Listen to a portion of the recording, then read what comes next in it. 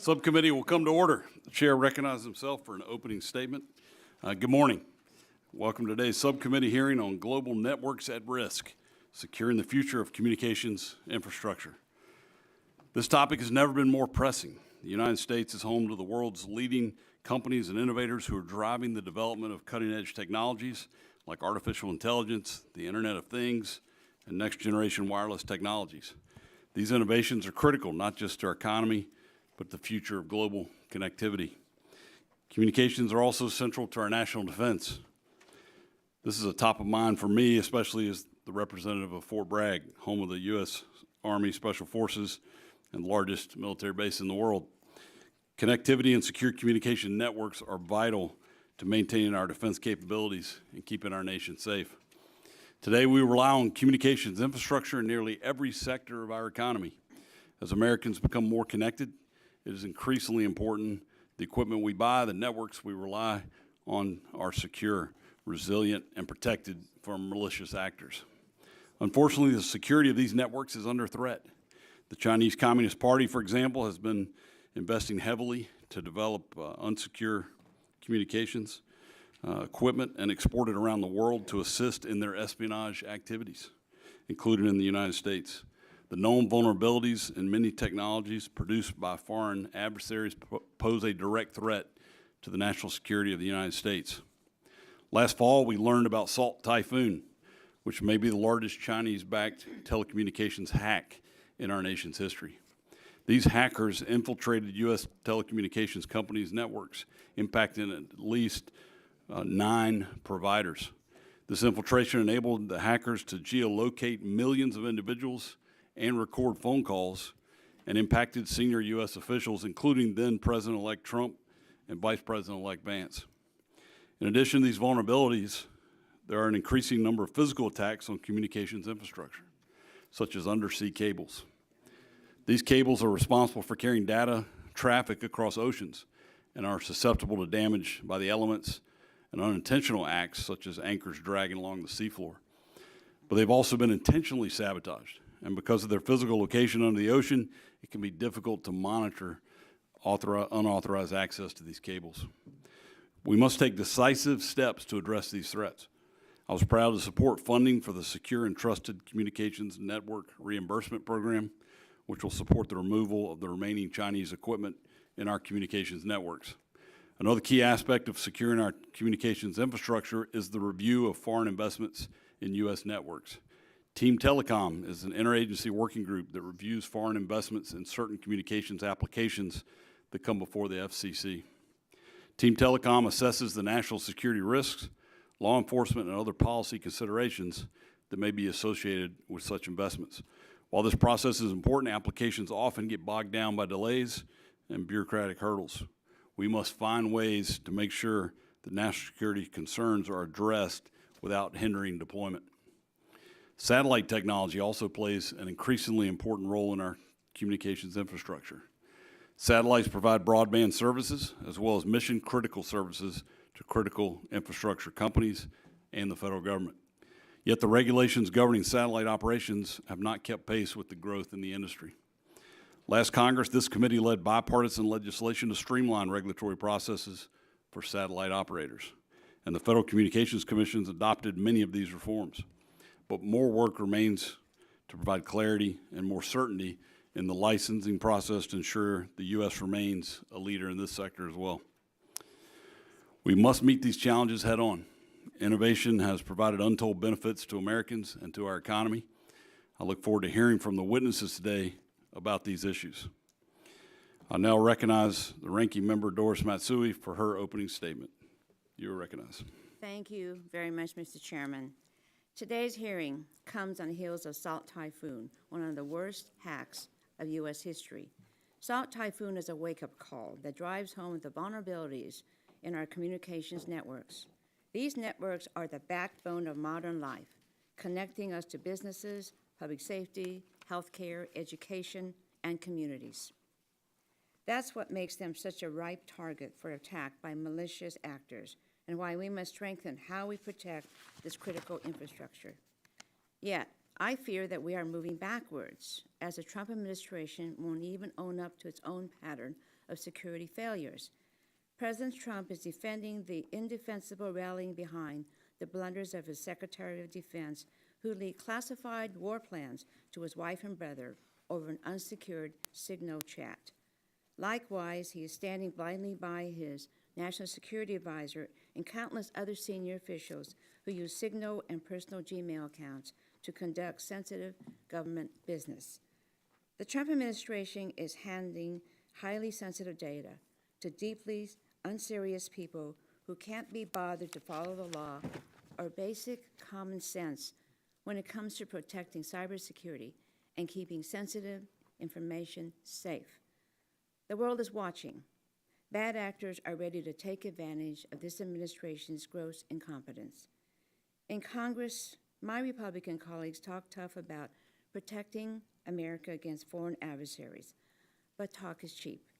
Their refusal to hold the Trump administration accountable despite serious security breaches speaks volumes.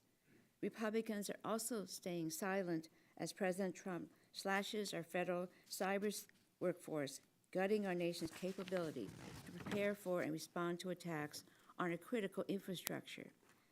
As one of his earliest acts in office, President Trump disbanded the Cyber Safety Review Board, leaving in limbo our investigation into the largest telecommunications hack in U.S. history. Instead, Salt Typhoon remains active as this administration jeopardizes our government's ability to assess the damage and work on solutions. As President Trump is wreaking havoc on our critical communications infrastructure with his destructive tariffs. Rather than boosting U.S. company, his tariffs have driven up costs and damaged supply chains at exactly the wrong time. Meanwhile, Democrats have been working diligently to increase network safety and protect Americans' information. As co-author of the Secure and Trusted Communications Network Act, I've been a staunch advocate of securing our network supply chains. Last Congress, we secured the last $3 billion to fully fund the Rip and Replace program and remove vulnerable Chinese equipment from our telecommunications infrastructure. I urge our agencies to ensure smooth and timely completion of this national security imperative. I've been dedicated to advancing innovations such as Open Radio Access Networks, or Open RAN, to bolster our supply chain diversity. And earlier this week, the Future Networks Act passed the House. This bill would bring the brightest minds across industry, academia, and government to collaborate on the development of our next-generation wireless technologies, including identifying supply chain and cybersecurity vulnerabilities so that we can more effectively prevent them. These are important steps to strengthen network security, and we must build on this work as America faces growing cyber threats. This is not the time for inaction. I urge my Republican colleagues to speak up and hold the administration accountable for security failures. We must work on bipartisan solutions to secure our communications networks, as our subcommittee has historically done. I look forward to hearing from our witnesses on how we can proactively protect against future attacks. And with that, I yield the balance of my time. Thank you. I now recognize the chairman of the full committee, the gentleman from Kentucky, for 5 minutes for his opening statement. Thank you. Thank you, Chair Hudson. I appreciate the opportunity to be here for this important hearing. Americans are connected to the internet in nearly every aspect of their daily lives, whether it's work, staying in touch with loved ones, or receiving health care. Reliable connectivity is essential. The underlying communications infrastructure is what allows Americans and businesses of all sizes to utilize the many digital services that have redefined our economy and society. And while reliable access is important, it must also be secure. That is why today's hearing is very important. Sophisticated cyber actors, specifically the governments of China, Russia, North Korea, and Iran, directly engage in activities aimed at infiltrating our critical infrastructure, especially our communications networks. These state adversaries and other malicious cyber actors continuously seek to exploit weaknesses in our networks, not only to steal sensitive data and commit fraud against Americans, but they also stand to gain sensitive business and government information as they seek to establish footholds for surveillance and future exploitation. We have seen these efforts play out in recent attacks. We only have to point back to October when Chinese hackers breached the American court wiretap system. Our adversaries could also have the capability to cut off our communication services altogether, and think about how disruptive and devastating that would be for society. Our networks are vulnerable to physical disruptions. For instance, fiber cuts can take months to repair depending on where they're located. And if we're talking about subsea cables that are isolated in the ocean, these cuts could interrupt international data flows and result in degraded service for millions of people over an extended period of time, given the relative difficulty of repair. Increasingly, satellite-provided services are being used to help close the digital divide and provide positioning, navigation, and timing data for government and private sector uses. Foreign adversaries, again, like China and Russia, are reportedly developing anti-satellite capabilities, which will cause serious disruption to critical services. And in the case of GPS, a satellite-provided service, we have very few alternatives.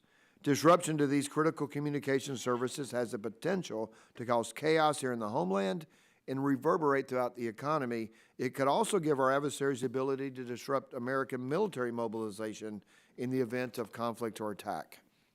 Securing our communication systems from bad actors has been a longstanding priority, bipartisan priority of this committee, and is essential to preserving our national economic security.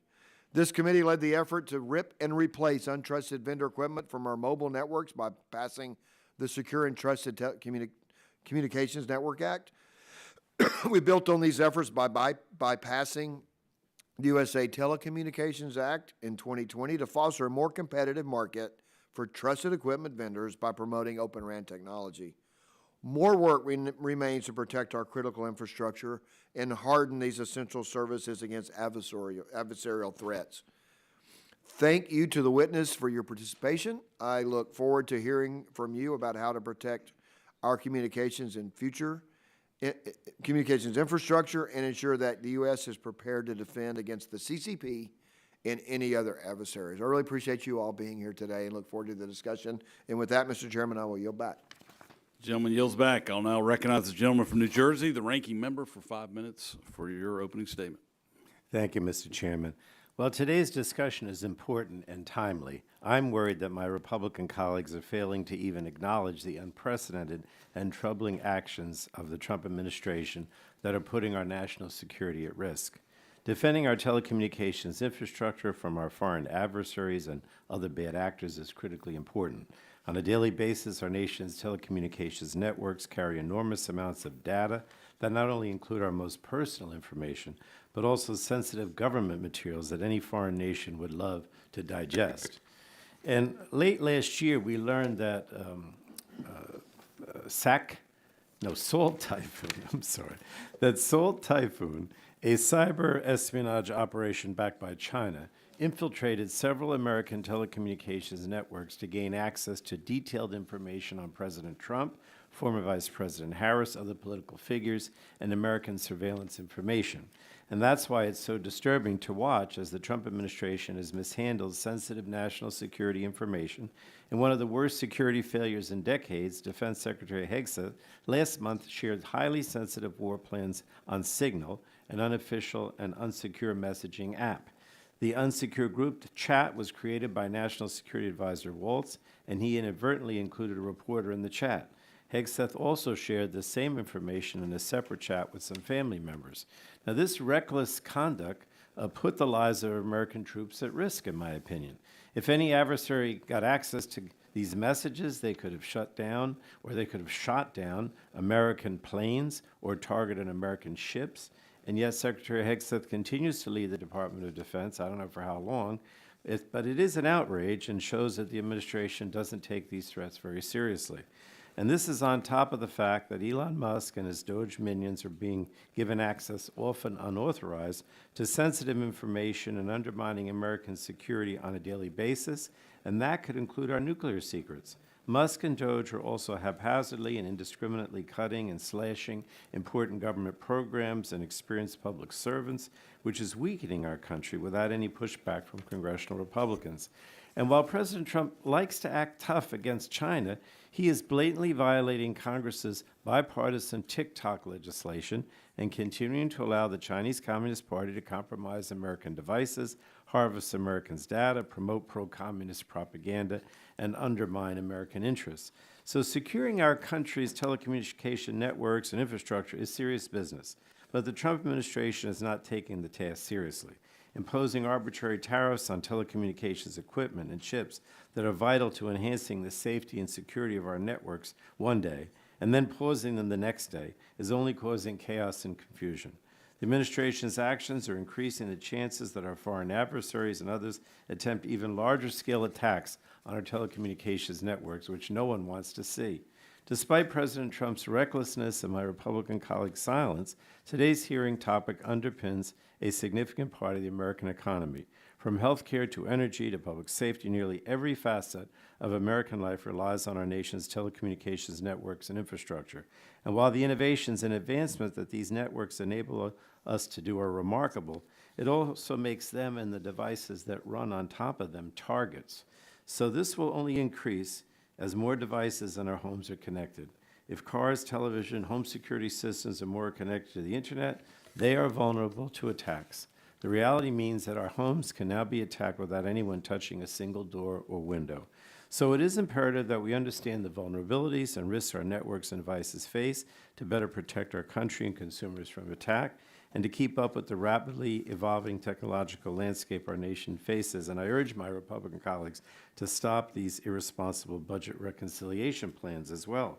Rather than using spectrum auction proceeds to fund giant tax breaks to American billionaires and big corporations, we should use the proceeds from spectrum to help fund Next Generation 911, which will enhance the safety of our energy networks and save countless American lives. The Trump administration must also stop delaying sending states their funds from the BEAD program. These funds will ensure reliable connectivity across the country, which is crucial for our national security and economic prosperity. The only person who benefits from these delaying taxes is Elon Musk, who's trying to get taxpayer money funneled to his Starlink service. So I look forward, Mr. Chairman, to hearing from today's witnesses, and I do think this is an important hearing about our telecommunication infrastructure and devices. Thank you, Mr. Chairman. Yield back. Thank you. We've now concluded with member opening statements. The chair reminds members that pursuant to the committee rules, all members' opening statements will be made part of the record. We'd like to thank our witnesses for being here today to testify before this subcommittee. Our witnesses will have 5 minutes to provide an opening statement, which will be followed by a round of questions from the members. The witnesses here before us today are Tom Stroup, President of the Satellite Industry Association; David Stehlin, Chief Executive Officer, Telecommunications Industry Association; Jamil Jaffer, I apologize, Founder and Executive Director, National Security Institute; and Laura Galante, former Intelligence Community Cyber Executive and Director, Cyber Threat Intelligence Integration Center, Office of the Director of National Intelligence. Mr. Stroup, you're recognized for 5 minutes for your opening statement. Chairman Hudson, Ranking Member Matsui, Chairman Guthrie, Ranking Member Pallone, and distinguished members of the subcommittee, thank you for inviting me to testify before you today. I'm Tom Stroup, President of the Satellite Industry Association. Satellites are the backbone of modern society. We rely on them for communications, position navigation and timing, and remote sensing across the globe. Satellites provide critical services to hundreds of millions of Americans and billions of people around the world every day. The companies represented by SIA are poised to provide resilient services in any situation to empower U.S. leadership and support U.S. citizens and allies in an interconnected and contested world. We are at a time of tremendous innovation in the space industry, with over 12,000 active satellites on orbit today and plans for tens of thousands more through the end of the decade. Satellite services support all 16 critical infrastructures, including through communications for emergency services, position navigation and timing for agriculture, resilience for global telecommunications, and remote sensing data to improve our national security. Satellites are the fastest way to connect the unconnected, with multiple American companies providing high-speed internet and more launching in the near future. The satellite industry provides FCC-defined broadband service today across the globe and is ready to bring the nation into an interconnected future as a backbone for 5G, IoT, and AI technologies. In addition, satellites play a critical role in preparation, response, and recovery from natural disasters, electrical outages, and terrorist attacks. Remote sensing data and analytics can help pinpoint and quantify initial damage assessments in the immediate aftermath of a disaster. Synthetic aperture radar satellites can see through clouds and allow the mapping of damaged regions when storms are still overhead. Furthermore, unlike terrestrial communications counterparts, satellite networks are not susceptible to damage from such disasters because the primary repeaters are on board the spacecraft and not part of the ground infrastructure. In addition to the benefit of having its primary infrastructure in space, many communications satellite operators provide customer connectivity through multi-orbit services. These services marry the low latency of LEO systems with the ability of GEO systems to deliver large amounts of capacity in high traffic areas. While both GEO and non-GEO systems have the ability to provide large amounts of capacity, the combined solutions offer the best of both systems, enhancing the resiliency and reliability of services.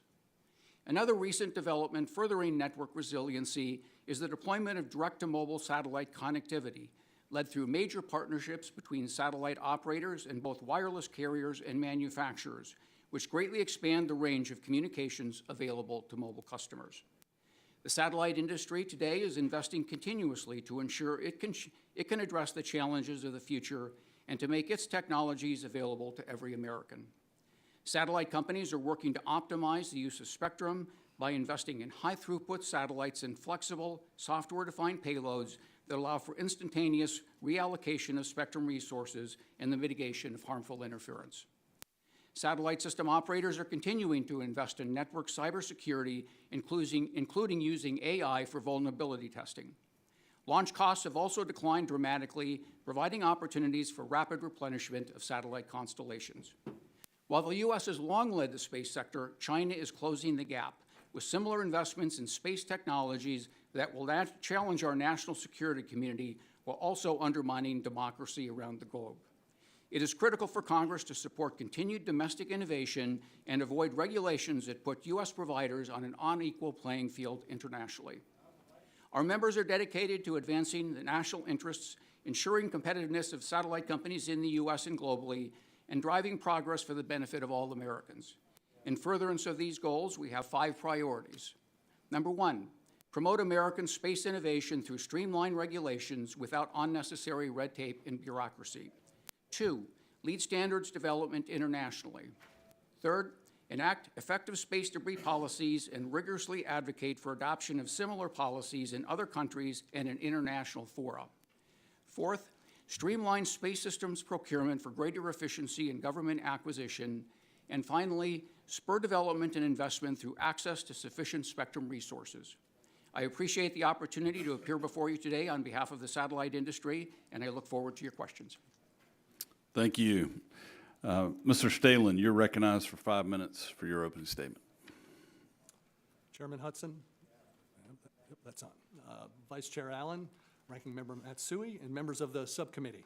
My name is Dave Stehlin. I'm the CEO of TIA, the Telecommunications Industry Association, and I appreciate the opportunity to speak about this important subject, securing the future of telecommunications infrastructure so that Americans can depend on trusted, secure, resilient, high-speed networks.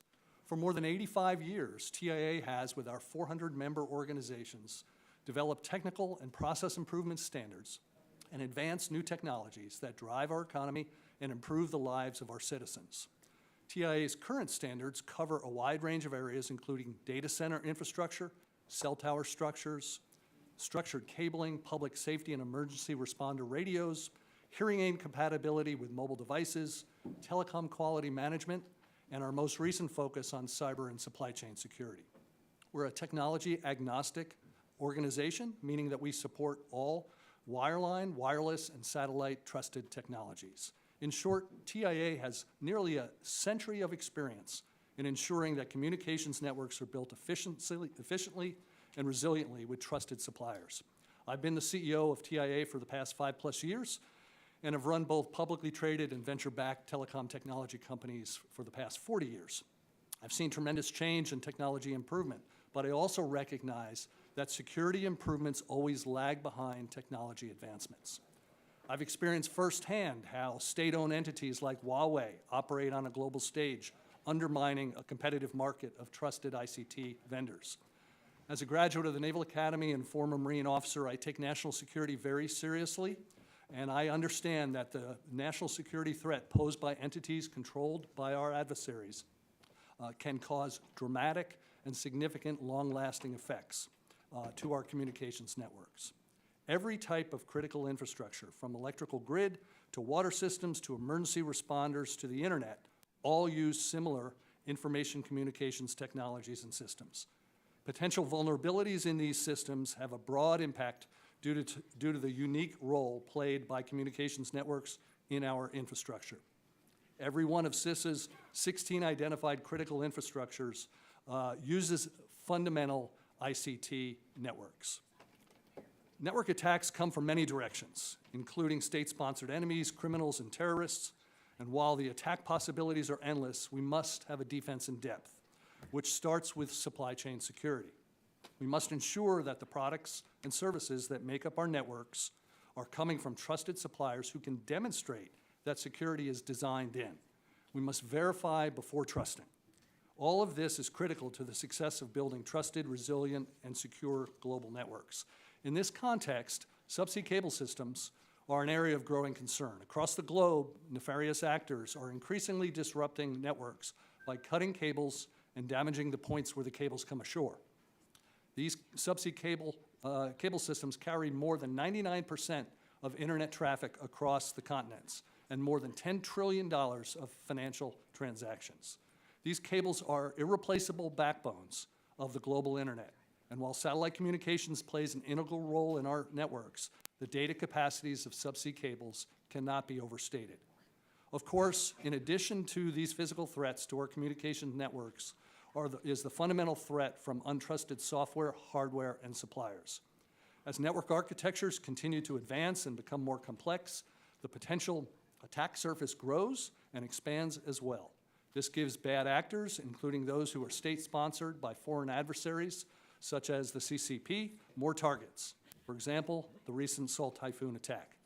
The U.S. government has a long and bipartisan recognition of the supply chain threat vulnerabilities posed to our nation's infrastructure.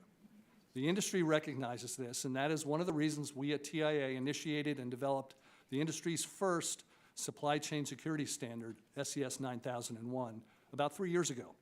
This standard was designed with input from our members and both the U.S. government and trusted allied governments, and aligns and operationalizes the NIST cybersecurity framework, the Prague principles, and many other guidelines. SES 9001 is a supply chain security management system intended to define and measure the requirements and controls for the design, development, production, and operations of ICT products and services. This is an effort that reaches beyond our domestic infrastructure, and TIA has been working with the Department of Commerce and the Department of State to help allied countries build trusted wireless, fiber, and satellite networks. We appreciate the leadership that this committee brings us and has demonstrated by holding this hearing, and I would like to thank you for your time. Thank you. Mr. Jaffer, you are recognized for 5 minutes for an opening statement. Chairman Hudson, Ranking Member Matsui, members of the subcommittee, thank you for inviting me here today to discuss the threats facing our global networks and the telecommunications infrastructure of our nation, its allies, and its partners. I want to thank the chairman and the ranking member for holding this hearing, particularly given the major threats that we face today against our global telecommunications infrastructure, from China, Russia, Iran, and North Korea. While recent reports have come to light about the major hacks of the United States telecommunications infrastructure and the deployment of destructive capabilities within our infrastructure by China, these are only a small part of a much larger effort architected by our adversaries. These adversaries include not just the nations of China, Russia, Iran, North Korea, but their proxies as well. And they're aimed not just at collecting information and intelligence on the American government and our federal policies and priorities, but on our citizens, and putting in place capabilities that, if they decide to use, could take down significant parts of our financial system, our energy infrastructure, and the like. And of course, Our entire nation and all of its capabilities, including the modern AI revolution, runs on top of the global telecommunications infrastructure that we're talking about today. And so while our hearing today is focused on this global infrastructure, we need to think about it in the context of two major issues: the larger national security and economic competition with China and its key economic and technological elements, and the increasing robust collaboration between China, Russia, Iran, and North Korea. We know the Director of National Intelligence has told us that China presents the most comprehensive and robust military threat to U.S. national security with a joint force capable of full-spectrum warfare. This is true in the cyber domain as well, where the Director of National Intelligence has told us that China remains the most active and persistent cyber threat to the U.S. government, private sector, and critical infrastructure networks, and that China's demonstrated the ability not just to compromise U.S. infrastructure through its formidable cyber capabilities, but also that it has the ability to conduct destructive and disruptive activities. And this is where Volt Typhoon and Salt Typhoon come into play. Now, none of this is particularly new when it comes to China. Since at least 2019, we've known that the Director of National Intelligence has told us that China is improving its cyber attack capabilities, and that it had the ability back in 2019, 6 years ago, to launch cyber attacks that could cause localized temporary disruptions and disruptive effects on our critical infrastructure, including the disruption of natural gas pipelines for days to weeks. That was 6 years ago. And so we think about what their capabilities look like today, and we realize that this threat is much larger and much more significant than we think. And so let's talk about one particular example of how this plays out. We look at the Salt Typhoon hacks of the U.S. telecommunications infrastructure. In that effort, the FBI has told us that China targeted commercial telecommunications infrastructure and had a broad and significant cyber espionage campaign. They had compromised networks at multiple telecommunications companies, the chairman mentioned 9 of them, to enable the theft of customer call records, the compromise of private communications, actual content on a number of individuals, while primarily focused on U.S. government and political activity, and the copying of information subject to U.S. law enforcement requests. Let me say it again. The Chinese government was able to hack not just our call records, not just the communications of American government and political officials, but the records of U.S. law enforcement requests. That means people that we have on collection, whether for criminal purposes, maybe even for intelligence purposes, are now in the hands of the Chinese government. And if the Chinese have it, they're almost certainly going to share it with the Russians, potentially with the Iranians, and potentially with the North Koreans. And don't believe me. Chairman, then Chairman of the Senate Intelligence Committee, Mark Warner, said it was the worst telecom hack in our nation's history. The current Secretary of State, Marco Rubio, referred to it as an egregious, outrageous, and dangerous breach of our telecommunications systems across multiple companies. So what can we do? In the last minute I have remaining, I want to suggest one thing we should not do. We should not blame the private sector standing alone. The idea that we would expect the private sector to defend against nation-state attacks standing alone makes no sense. We don't expect Target and Walmart to put surface-to-air missiles on the tops of their warehouses to defend against Russian bear bombers. Why should we expect any of our telecommunications companies to be able to effectively defend against committed nation-state attackers who have virtually unlimited resources of national governments? It doesn't make sense. At the same time, we have to look internally at the government to say, what did the government know? When did it know about it? And why didn't it take action to protect its own data residing on these networks? So there's a lot of work to be done here. There are a lot of things we could talk about. I appreciate the opportunity to be here, and I look forward to your questions. Thank you. Ms. Galante, you are recognized for 5 minutes for your opening statement. Thank you.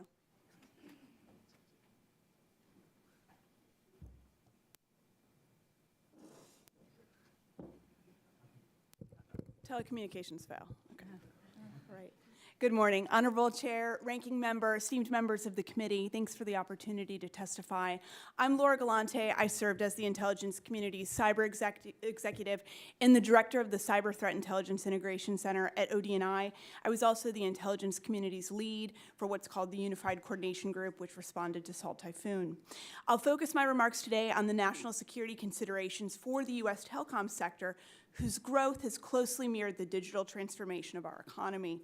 Over the past 25 years, telco companies have evolved from phone service providers to complex multi-service digital organizations navigating the convergence of communications, media, and technology. As with so many major digital shifts during this period, intelligence services have also become increasingly adept at targeting the immensely valuable data that telcos manage through their vast networks of digital roads. In short, companies in this sector have become key targets for foreign adversaries' operations. This leads us to the recent Chinese government-sponsored Operation Salt Typhoon, regarded as the most expansive and consequential cyber espionage ever conducted against the U.S. Sponsored by the Chinese government and executed by contractors working for Beijing's Ministry of State Security, their intelligence bureau, this operation was first publicly detailed last fall in 2024. At least 9 U.S. telcos, that number was again confirmed by the FBI yesterday, and wireless communication companies were the victim of this extensive intelligence gathering operation. The actors breached multiple layers of major telecoms networks. They gained unprecedented access to U.S. mobile communications across different carriers and various wireless technologies. The access enabled them to compromise voice and text communications of key political figures and national security officials. Salt Typhoon gives us a window into 3 major issues. The first is the increased scale of adversary intelligence operations. Rather than focusing just on the communications of specific high-target individuals, what these Chinese actors did was they went after multiple data and access points through different victim companies in order to have this broad-scoped approach and a persistent intelligence capability to get after high-value information for a period of time. This wasn't a smash-and-grab, in-and-out type of cyber operation that we saw for years in the past. This was much larger. Second was the delayed detection of Salt Typhoon across the sector. Despite the telco's significant cybersecurity programs, detecting Salt Typhoon required and still requires an extensive joint government and industry effort to respond. The ability to detect and then rapidly remediate and respond to these compromises against our most high-value networks, which we've all discussed, must be a core capability for companies in the sector. Third is that AI is rapidly expanding our adversaries' ability to process data. Rapid breakthroughs in AI have now equipped these actors with the capability to make sense of large and disparate data sets that previously required immense amounts of time and resources to understand what the data they collected meant and what to do with it. AI has supercharged their ability to analyze this. These capabilities enable even less sophisticated actors. We've been talking about highly sophisticated ones with China, but now less sophisticated actors will be able to extract key insights from vast amounts of data collected in different sectors and different industries. The hard question that this committee faces is how to strike that balance between securing these digital roads in everyday life with the enormous and growing demand for digital connectivity. We're not going to regulate our way out to find an enduring answer. The technology changes too quickly. The ingenuity of our adversaries is relentless. We have to build a better dynamic operational security model than what we have today. That model requires bringing threat intelligence and national security expertise, the intelligence community, together with private sector representatives in the telco and secure technology sectors. This intelligence-driven approach is what will drive an operationally sound set of practices that companies can continue to implement and refine in their own infrastructure. The good news is we've done this before. One of the mechanisms available to drive this process until it was dissolved last month was called the Enduring Security Framework, founded in 2007, implemented by the National Security Agency, along with the Office of the Director of National Intelligence, and then DHS's, CISA's Critical Infrastructure Partnership Advisory Council. This framework proved successful enough that British intelligence and Australian intelligence used it as their model for their national cyber centers. In this model, security practitioners in government and industry alike used this to come up with dynamic processes about how you re-architected secure infrastructure for the future. Other boards that have also been dissolved, including the Cyber Safety Review Board, also worked to get to root causes of hard security and technical problems, and they investigated major cyber incidents like Salt Typhoon. These are the joint efforts that created evidence-based approaches to address major security breaches and threats in coordination with the private sector, who owns the critical infrastructure in this country. This collaborative security and intelligence work has been America's differentiator in our global secure technology market. It's an ecosystem of security professionals, intelligence officials, analysts, and operators who work together to track vulnerabilities and threats as quickly as they spread, and that's fast in cyberspace, and deploy the patches and fixes and new security paradigms that we need to stay ahead of these threats. Dismantling this security ecosystem weakens our collective defense and our national security posture. It's not a risk we can afford at this moment. I look forward to your questions. Thank you. We'll now begin questioning. I recognize myself for 5 minutes. Mr. Jaffer, I represent, as I mentioned, Fort Bragg. We like to call it the epicenter of the universe, home of our special forces and the airborne.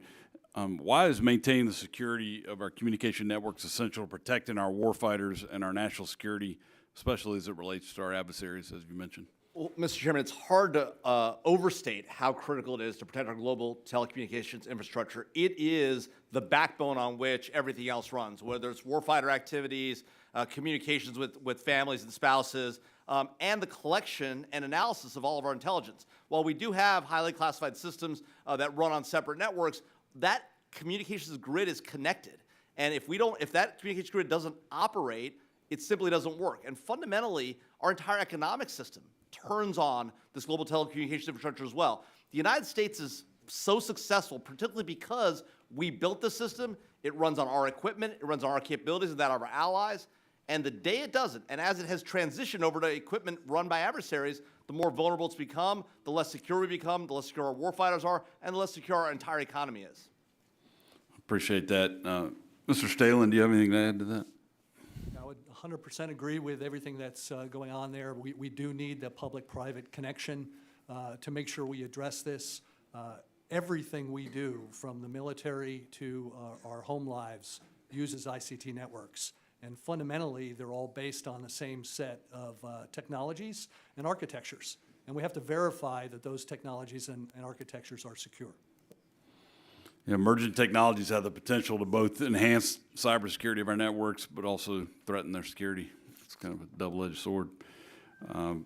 Stroup, in your testimony, you talk about how AI can be harnessed to do vulnerability testing.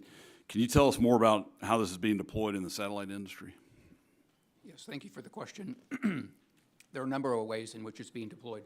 First is for anomaly detection, being able to identify if there is a different type of data that is coming into a network, being able to identify that in advance. Another is being able to take advantage of cybersecurity enhancements, being able to detect and respond to threats in real time. Also being able to address signal jamming, detection and mitigation. And then finally, I'd also like to emphasize it's important in space situational awareness. There are so many objects in space, and the opportunity to be able to identify, analyze, and determine whether they're going to pose a threat or risk to satellites are one of the uses of AI. Appreciate that. Mr. Jaffer, how can AI be used in the communication networks to enhance security? Well, look, there's a lot of opportunities we have. These LLMs can identify threats and vulnerabilities. We just saw in the last few months the discovery of brand new vulnerabilities that we weren't aware of, discovered by LLM models running over network data, right? So there's a big debate about will AI improve the attacker more or improve the defender more? And I actually think it's a mixed bag, right? In some ways, it will definitely, as Ms. Galante pointed out, enable attackers who don't have capabilities today to have more capabilities. At the same time, the defender will have an edge as well because they'll be able to get ahead of the threats, identify vulnerabilities, cut them off at the pass, and go after the attackers. So while the offense, like in football, always has a little bit of an edge, right, and AI will enhance that, AI is going to enhance defenders as well, and its expanded use and ensuring that we don't over-regulate it and crush it with unnecessary regulation will ensure that we maintain the edge. The reality is our adversaries are going to use it on the offense. If we over-regulate it and don't use it on the defense, we will fail. I agree. Mr. Stehlin, economic security is national security. One of President Trump's top priorities is reshoring American manufacturing as the United States continues to reshore critical manufacturing and expand domestic data center capacity. Secure high-speed connectivity will be essential. What specific policy actions do you believe are necessary to ensure our communications infrastructure can meet these increasing demands without compromising on supply chain security or network resiliency? Yeah, two things come to mind. First of all, we need to reshore as much as possible the active components that make up our ICT networks, whether it be a core router or a base station or even a home IoT device. These devices have semiconductors which are not made for the most part in the United States. Major security shortfall. That is not something that can change overnight. It's something that'll take a long time, and it's not only that moving the fabs and things like that back here, but it's the whole ecosystem moving that back here. And that's why many parts of Asia are successful in this area, because the whole ecosystem is closely located to each other. So that whole supply chain needs to be both closely located with each other, but also based in the United States. That's a fundamental strategic change and a long-term investment that we need to make. And I would refer back to something I mentioned before, supply chain security. You have to ensure that the supply chain itself is secure. Not only that ecosystem, but all the devices that make up a product. And the only way to do that is ensure that the processes that are used to make a product are verified to be trusted. So that's something that this standard does, is it verifies trust. You have to verify it before giving trust out. Got it. Thank you. My time has expired. I'll now recognize the ranking member, Ms. Matsui, for 5 minutes to ask your questions. Thank you very much, Mr. Chairman. This Salt Typhoon attack exemplifies how expansive cyber operations against the U.S. have become. In an increasingly digital era where artificial intelligence and emerging technologies can increase the capabilities of bad actors, we must address how America stays ahead of our adversaries. Ms. Galante, what is the most pressing issue this committee must resolve to prevent major cyber attacks like Salt Typhoon? Mature security programs in cyberspace are really important for major organizations, especially in the telco sector, to continue to refine and improve. There are some basic pillars of what a strong security program looks like: identity and access management, the tools and infrastructure to make sure they can look at their network and really log events that are happening, incident preparedness, risk and governance, and then their third-party vendor risk, which has been articulated quite a bit, and how to manage that. But one of the key performance measures that I look to when I'm talking with CISOs, Chief Information Security Officers, and others who have to secure these networks and are in charge of that edge of American security and competitiveness is their time to detect malicious activity and their time to respond. And it's those two measures that are key that we drive across critical industries like this so that we aren't caught with multi-year major operations that have the scale and impact like Salt Typhoon. Okay. Now, you mentioned CISA, and obviously it provides crucial support also to the states and localities at the front lines for protecting critical infrastructure. Now, what does this administration risk when it downsizes our federal cyber workforce and puts more burdens on states and local agencies? Cybersecurity is inherently a federal issue. The internet doesn't know state boundaries, to put it mildly. Right. And what CISA does and what other federal cybersecurity and national cybersecurity agencies do is they're able to articulate the risk to networks out in states, critical infrastructure providers, energy companies, banks, and get that information out to them so that they can employ it in their security programs. We have to take a federal approach to do this because inherently the threat is one that goes after us at a national level. Okay. Now, I think this was mentioned before too, but as more smart devices, known as the Internet of Things, are adopted into Americans' homes, we need to help consumers make informed choices and decisions about the technology products that they purchase. Those interconnected smart devices can be an entry point also for cyber attacks. That's why I've supported steps like the FCC's U.S. Cyber Trust Mark, a labeling program that identifies trustworthy and secure products in the marketplace. Ms. Galante, how do voluntary measures like this instill trust and security in our technologies? I like the Cyber Trust Mark program a lot. If people haven't seen it yet, it is a sticker, it's a badge and QR code. And what it is a shorthand to the consumer that says the product that you're buying here has a security management program behind it. It's going to get patched. There's going to be data protection, some of the key standards that we want behind that product. It's a little bit like when you turn your microwave around and there's that metallic sticker that you can't pull off that says you can plug this in and you're not going to get shocked. It's the same concept for interconnected devices. I think it should catch on. Okay, great. And talking more about standards, I've long championed the U.S. leadership in global technology standards, and that the next generation reflect only American values, including open markets, transparency, and democracy. Mr. Stehlin, you mentioned SCS 9001. It's a supply chain security standard for information and communications technology industry. How can this and other standards ensure communications infrastructure is resilient against attacks from malicious actors? Yes, 9001 uses looking at not only the vendor or the supplier of the equipment, is it a trusted vendor, but it looks at the hardware and the software used in a product. Every single product out there uses open source software, for example. Yeah. How do we trust that that open source software is coming from an organization that can be trusted? Is there provenance that we can prove? Can we do things like incident management and move more quickly? We need to speak in one voice when it comes to cyber and supply chain security.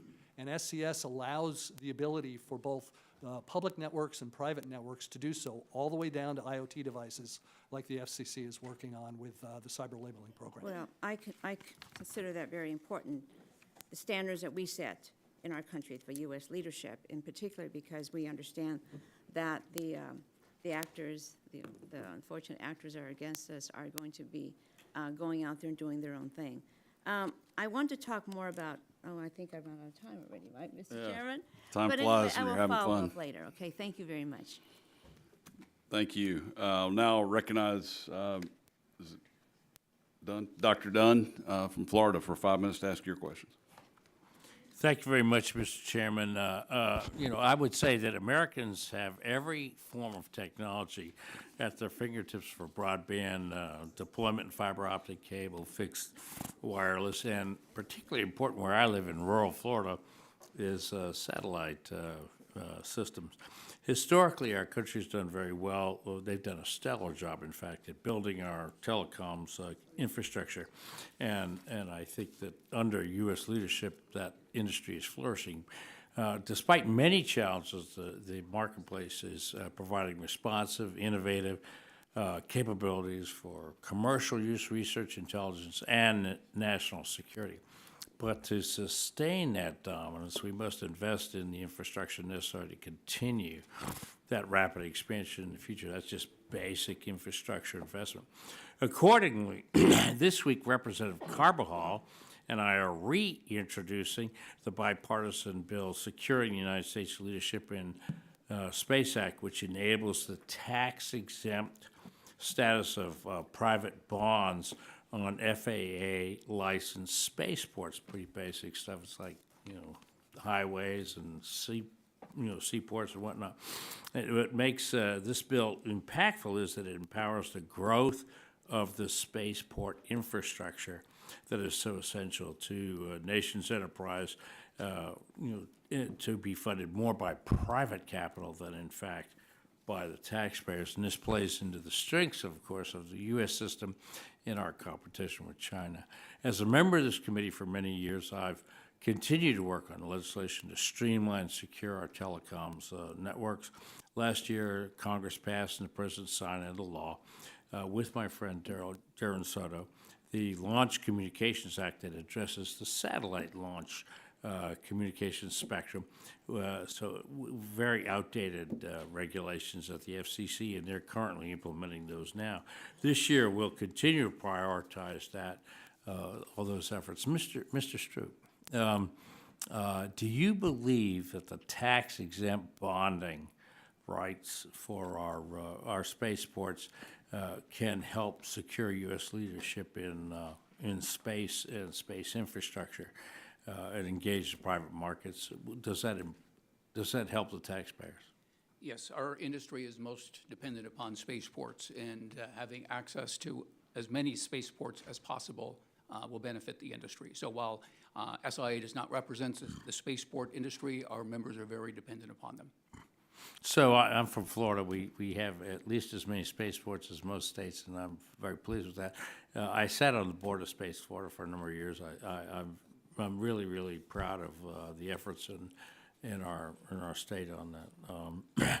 Again, Mr. Stroup, you mentioned in your testimony access to sufficient spectrum resources is necessary to secure infrastructure. Can you briefly elaborate on this and share what kind of spectrum authorities you think would make the most sense right now for space industry? Yes, our industry is growing substantially. As an example, approximately 10 years ago, we had 1,000 operational satellites. Today, that number is over 12,000. That's just to give you a sense of the growth in the industry. We provide wide range of services, and we're increasingly expected to share spectrum with other industries. In some cases, it's the wireless industry, the satellite industry for a long time has shared spectrum amongst itself, as well as with some other terrestrial users such as microwave systems. But there is a continuous effort to get more spectrum, not only for the satellite industry, other growing industries like the wireless industry. So we're in a competitive environment just amongst ourselves, meaning those that use spectrum, but also in a global environment. And so seeking to have access to additional spectrum through the ITU process, I might note that the next WRC, which is taking place in 2027, over 85% of the issues that are on the agenda are space-related, many of them giving us access to additional spectrum. So specifically relating to the ITU recommendations, seeking that the United States take the leadership position, as well as making additional spectrum available within the United States. Well, thank you for that. I spent a lot of time on focusing on space, but let's be honest. There's a lot of information flowing through the fiber optic cables, and in the few seconds left to us, I'm hoping Mr. Stehlin can address the resilience and of the cables, undersea cables. What can we do to protect these things? We've read nothing but interruptions of these cables lately. Seems like anybody with a motorboat can interfere. Can you give us some confidence? Yeah, well, first of all, it's, there are somewhere in the range of 600 undersea cable systems around the globe, 1,700 landing points. More landing points will help, for sure. More repair ships, very much needed. If it takes a month or two to find a repair ship, you have a problem. So we need to rebuild the whole shipping side of things. Well, thank you very much, Mr. Chairman. My time has elapsed, but I would love to talk to these people for the rest of the day. Thank you. I thank the gentleman for yielding. Now I'll turn it over to Ranking Member Pallone for 5 minutes for your questioning. Thank you, Mr. Chairman. As I mentioned earlier, it's critically important that our country's telecommunication networks have the capabilities to effectively defend against foreign adversaries and other bad actors, but given the Trump administration's mishandling of sensitive information on Signal and Musk and DOJ's access to sensitive government information, it's clear that it's not just our telecommunications infrastructure that needs updated security standards and protocols. So I wanted to ask Ms. Galante, are Signal, Gmail, and other commercial services the proper channels and tools for government officials to use in making national security decisions? National security decisions and deliberations from our adversaries' standpoint are intelligence gold. Right? This is what they seek out, and it's for this reason that we've got classified communications channels. Okay, now I have a bill, bipartisan bill, the Secure and Trusted Communications and Networks Act, and the FCC must place communications equipment or services that have been deemed a national security threat on its covered list, which effectively removes the equipment or services from our country's supply chain. So again, Ms. Galante, will broadening the types of communications technology that can be placed on the FCC's covered list help us better secure our country's telecommunications networks and data from foreign adversaries? It will help us. The FCC's covered list goes a long way to give predictability and clarity about what products are insecure and what technologies shouldn't be used in our telecommunications technology. Okay. And the frequency of cyber attacks on our telecommunications networks, I think, shines a bright spotlight on the amount of personal data that these networks carry day in and day out. And it's imperative that our networks have strong security protocols in place so that our data is not an easy target for our foreign adversaries. But let me issue again, let me issue this question. What types of capabilities should be built into our telecommunications networks to ensure they can successfully protect our data from the increasingly sophisticated cyber attacks and espionage we see from foreign adversaries? And if there's time, I'd ask the others the same question. Telecommunications networks are incredibly complex. They're dealing with a stack of technologies that ranges from literally the ground up. And these are tough to secure, and they require really advanced security programs to do it the right way. Two of the measures that a secure program should be looking for, though, in how they perform, how the people and the tools and the team around this work, is their time to detect malicious activity and their ability to respond to it quickly. And the faster both of those things can happen, the more secure the program's going to be and the more resilient our entire sector will be. Okay. You know, I wanted to ask others to comment on it, but I'm still not sure. When I asked the first question about Signal and email, and you said that, I asked whether, those are commercial services or the proper channels for government officials to use in making national security decisions. What was your response again? Classified channels are the right place for national security deliberations. And these are not? These are not classified channels. They're Okay, commercial channels. all right. Anyone else want to comment on the types of capabilities that should be built into the networks? We've still got another minute. Yes. Yes, sir. We should look at the entire makeup of the vendor base. It's one of the challenges we have around the world is as we try to bring Western technology to friendly countries. We know that the Chinese will, and have for years, worked their way in there by offering way underpriced product, offering the ability to fund the development and management of these networks. And then they work really hard with the legislative branch of many countries around the world. We have an uphill battle. And one of the challenges we have is as China has often sold products way under cost, it's put so much pricing pressure on Western technology that R&D investment has gone way down. So the things we can do to help R&D rebuild in the United States would make a big difference. Anyone else want to comment? Mr. Ranking Member, I think the other important thing to keep in mind is that the government has a role to play here too. The government needs to partner tightly and collaborate with industry to defend against these threats. If we leave the private sector alone to defend against these threats, we will fail every time. These private sector companies are not in the business of defending against cyber threats. They're in the business of providing telecommunications services and capabilities to our citizens, to our allies, and to partners around the globe. And so if they're going to do it effectively, the government has to take the information it knows about and has. For example, in the Salt Typhoon case, it turns out we found out 5 days before the administration ended that we had detected the Salt Typhoon attackers on U.S. government networks, hadn't realized who they were, and hadn't shared that information. It's almost like before 9/11 where we knew the attackers, some of the terrorists were in Malaysia and Kuala Lumpur, the CIA saw them there, and then didn't bother to tell the FBI. That is a massive, massive failure of the government to do its job to share information with industry, help industry protect itself, and take accountability for the fact that we had that information, didn't know what to do with it. Well, thank you. Thank you, Mr. Chairman. I thank the gentleman for yielding, and now I'll recognize myself for 5 minutes for questioning. I want to thank our expert witnesses for joining us here today. As home to the Army Cyber Command in Augusta, Georgia, my district is a hub for cybersecurity expertise, and we hear significant concerns about federal agency roles and regulatory burdens hindering our ability to secure critical infrastructure. Mr. Jaffer, cybersecurity, and you've already started to comment on this, cybersecurity professionals in my district highlight confusion over which agency, CISA, the Department of Defense, FCC, or others, has primary jurisdiction over securing critical infrastructure, which would include telecommunications, satellites, and undersea cables. This lack of clarity can impede responses to threats like you mentioned the Salt Typhoon breach.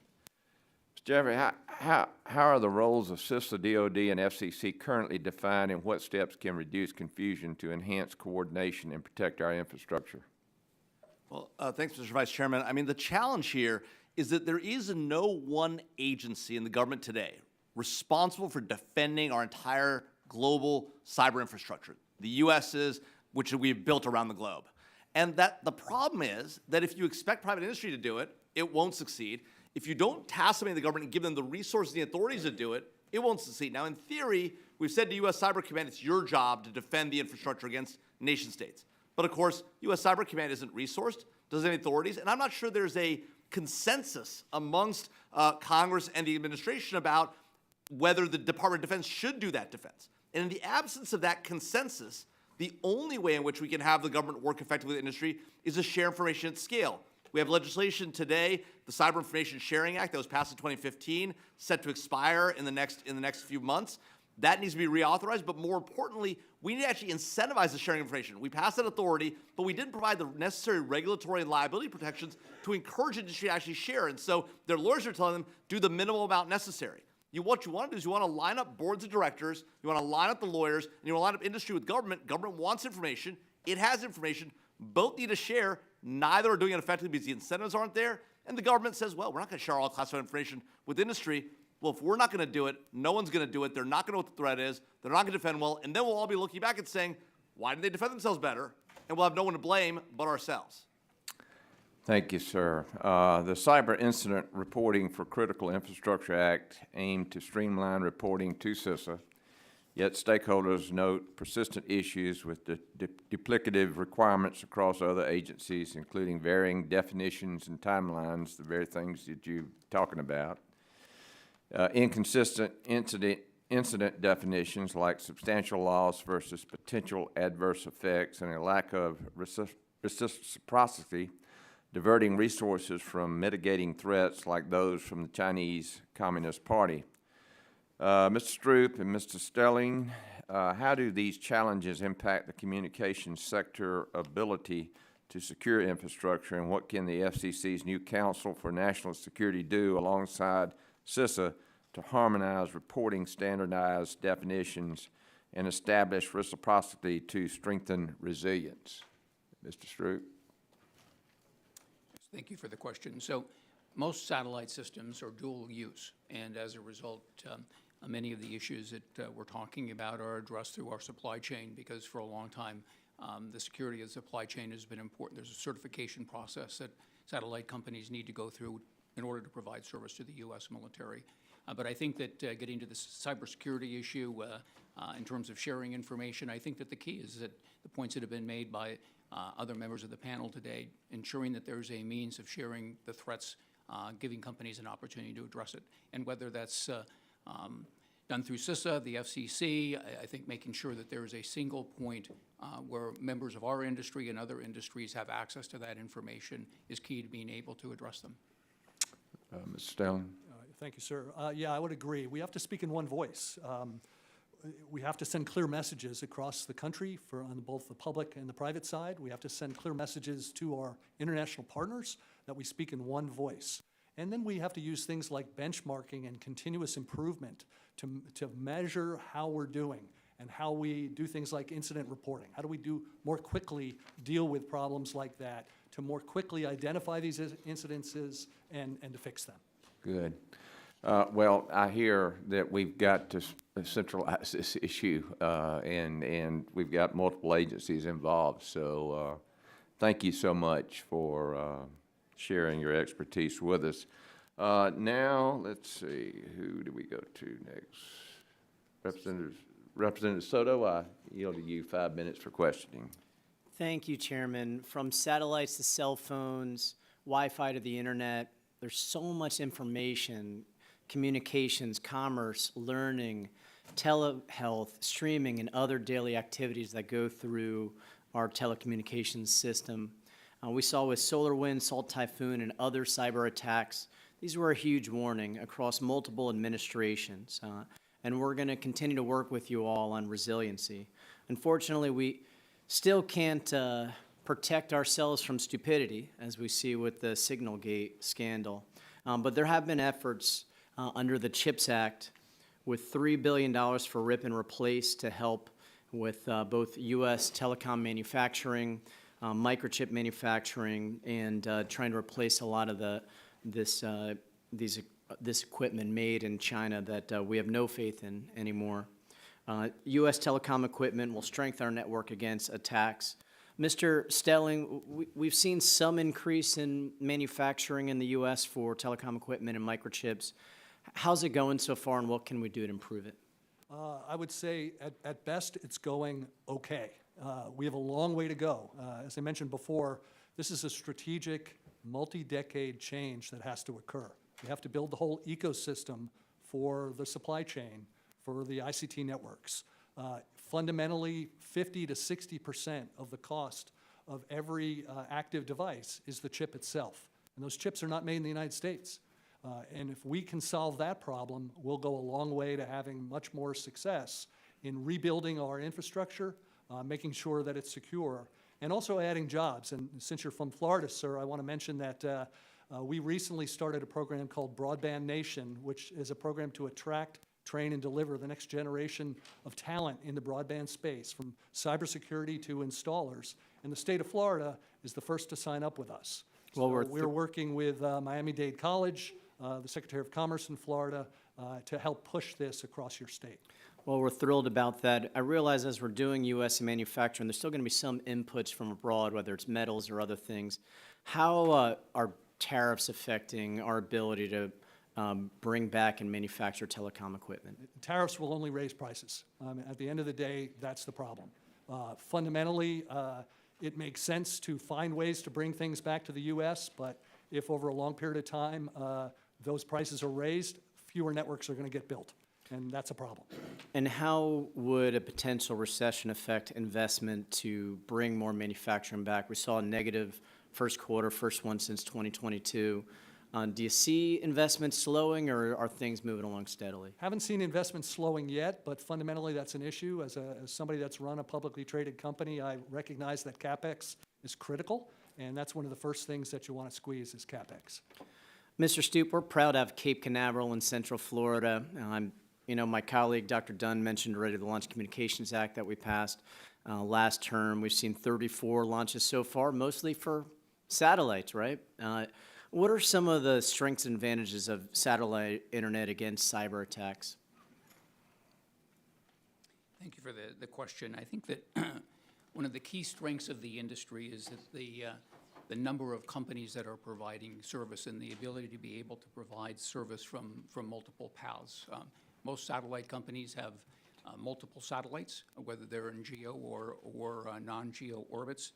And as a result, if there's an attack on one of the satellites, there's an ability to be able to provide service from another satellite.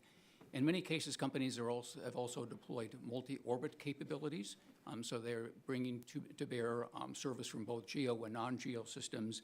And of course, it's not just the satellites that are key in making this work. Terminals that operate across multiple operators, multiple frequencies, are some of the means that the industry has to be able to address those kinds of attacks on their systems. So you mentioned that hive technology where if you take out one satellite, the rest still operate as a network. We've seen that be a strength so far in some areas like in Ukraine. Ms. Galante, we saw the review board for cyber safety terminated before the end of the Salt Typhoon investigation. What effect does this have on learning from what happened with that cyber hack? The Cyber Safety Review Board functioned like the National Transportation Safety Board, and then it root caused major cybersecurity incidents to figure out what went wrong and then build a path towards a better remediation plan for others to learn from. Cutting off that investigation into Salt Typhoon early really limits the telco sector's ability to understand from all the different sides of the house, the intelligence side, law enforcement, and then victim networks, how we can improve. So it really shortchanges our national security to not have that investigative board available to learn from. Thank you. My time's expired. Thank you, Mr. Soto. Appreciate your line of questioning. He yields back, and we recognize Representative Latta for 5 minutes of questions. Well, thank you very much, Mr. Chairman, and thanks very much for our witnesses for appearing today. Mr. Stehlin, we know that communist Chinese flag vessels have been suspected in cutting undersea cables across the globe, but particularly those connected to Taiwan. Taiwan has reported 5 cases of seabed cable damage this year alone, compared with just 3 each in 2023 and 24. Is the answer to this growing problem more cable redundancy, or are there other technologies that can provide more reliable communications in the case of a coordinated attack? Thank you for that question, sir. The answer is more redundancy. We're not going to find a way to find a more efficient and bandwidth capable technology than fiber optics. So there are 600 or so cable systems, subsea cable systems in operation today. On average, 200 are damaged per year.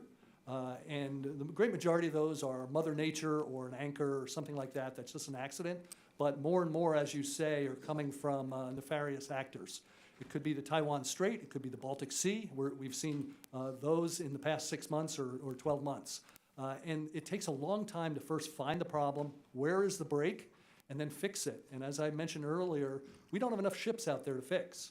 One of the 3 biggest repair and installation companies is called WMN Technologies, which used to be called Huawei Marine Network Technologies. So they're the ones that drive a lot of this activity in the Far East.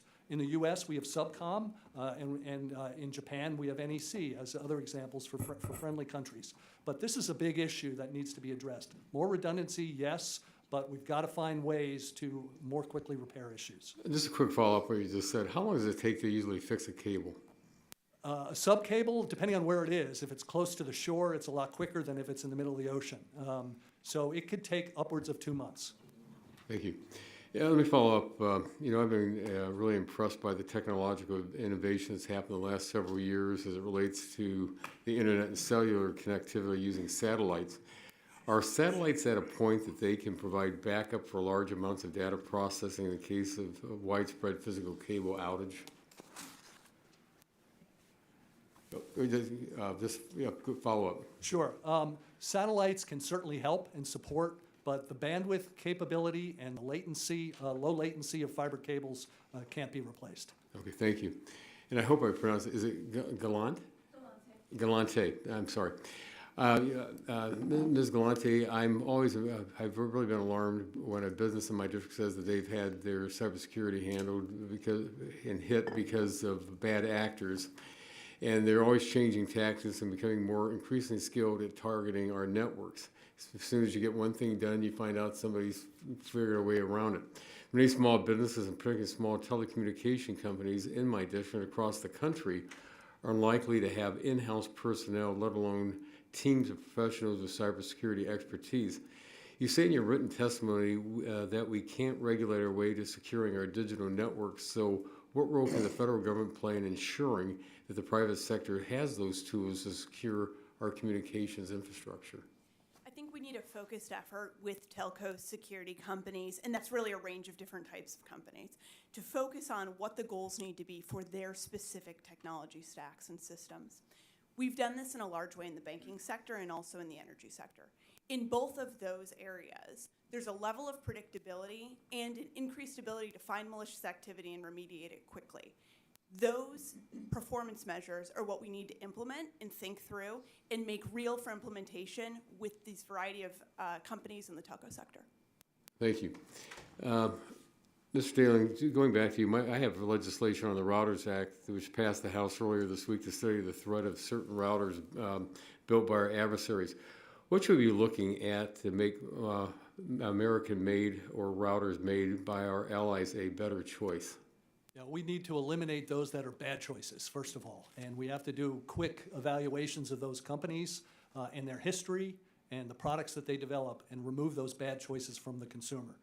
Probably there's an investigation underway right now for a company that is probably a bad choice, but is the most frequently used home router out there. Well, thank you very much, Mr. Chairman. We have a lot of work to do in this area, and I want to thank our witnesses for appearing today, and I yield back the balance of my time. We thank the chairman for his comments, and we represent the gentlelady from Michigan, Representative Dinkle. Thank you, Mr. Chair. This committee has led bipartisan efforts to secure our communications networks, strengthen resiliency, and work closely with both federal agencies and industry. We know threats are evolving and that we've got to continue to adapt. And now is the time to address additional risks across our communications technology networks, from vulnerabilities in our global supply chains and weaknesses in domestic critical infrastructure, to the risk emerging from new technologies now mainstream in sectors like the automotive industry. To meet this moment, we must boost competition, continue to invest in domestic innovation and manufacturing, and ensure the integrity of systems Americans rely on daily, from wireless networks to broadband and cloud infrastructure. We're also seeing growing national security concerns from companies like BYD, a leading Chinese EV manufacturer, and DeepSeek, an emerging Chinese AI firm, raising alarms about how data is collected, transmitted, and exploited. We have to be proactive in addressing this. We've got to secure our critical infrastructure to ensure we outpace those who seek to undermine our national security and exploit our vulnerabilities. And we must also ensure that our government officials are using basic security protocols for national security matters, as we've discussed, instead of commercial apps like Signal and Gmail. Ms. Galante, as all of you know, China doesn't play by the rules, especially in the auto sector. China's propped up the electric vehicle and battery manufacturers with state subsidies, allowing them to undercut global competitors, flood international markets, and distort competition. This not only threatens American jobs and undercuts domestic manufacturing, but it also raises serious concerns about the security and the integrity of connected vehicles. As connected vehicles collect vast amounts of sensitive personal and location data, as well as the autonomous vehicles do that they're testing here, how can we ensure that foreign adversaries, especially those with ties to China, are not exploiting these technologies to access and misuse American data? Thank you, Congresswoman Dingell. Really appreciate your question on connected vehicle security. This is a critical area. And you can't think of one where there's more of a combination of data privacy issues, potentially GPS and other location security needs, in addition to all of the different metrics that are used and will increasingly be used to have these autonomous vehicles and connected vehicles work. Security is critical here, and we can't tack it on after the fact. We've got to build this in what we call in the security industry by design, security by design. And one of the engineering principles that has to be at the center of how Detroit and others are focused on security in this area is called DevSecOps, Development Security Operations, right? We need to make sure that we've got the minds across companies and across this sector who are focused on the security implementations working together on this. And the security concerns need to outweigh some of the competitive concerns here, because a secure auto industry is good for America and it's good for our allies as well. We have to be the leaders on that, and we need to take it from the design level up. Well, I agree. As you know, I'm working with a group. I'm going to go to a 5G question for Mr. Stehlin very quickly. Can you speak to the importance of beginning now to plan to invest and lead in the next generation of advanced wireless technologies? Thank you for that question. Typically, these advancements take a decade. So we are starting to work on 6G, even though 5G has just been rolled out over the past couple of years. One of the challenges is we need 5G to be financially successful, or the CFOs at the big ISPs are not going to want to invest in 6G. So it's really critical that these technologies are successful. It takes a long time to make them strong. But yeah, we are working now on things like 6G that will affect everything from the home to the business to automated cars.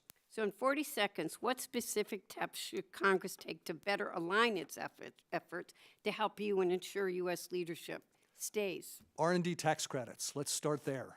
Let's find ways to increase the investment in the United States so that we can spend more money in R&D. That innovation is something that's been a hallmark of our industry. Look at how your price per megabit has come down over the past 10 or 20 years as compared to your cost for kilowatt hours. We've gone down by 95% because of innovation. Thank you, Mr. Chair, and I yield back.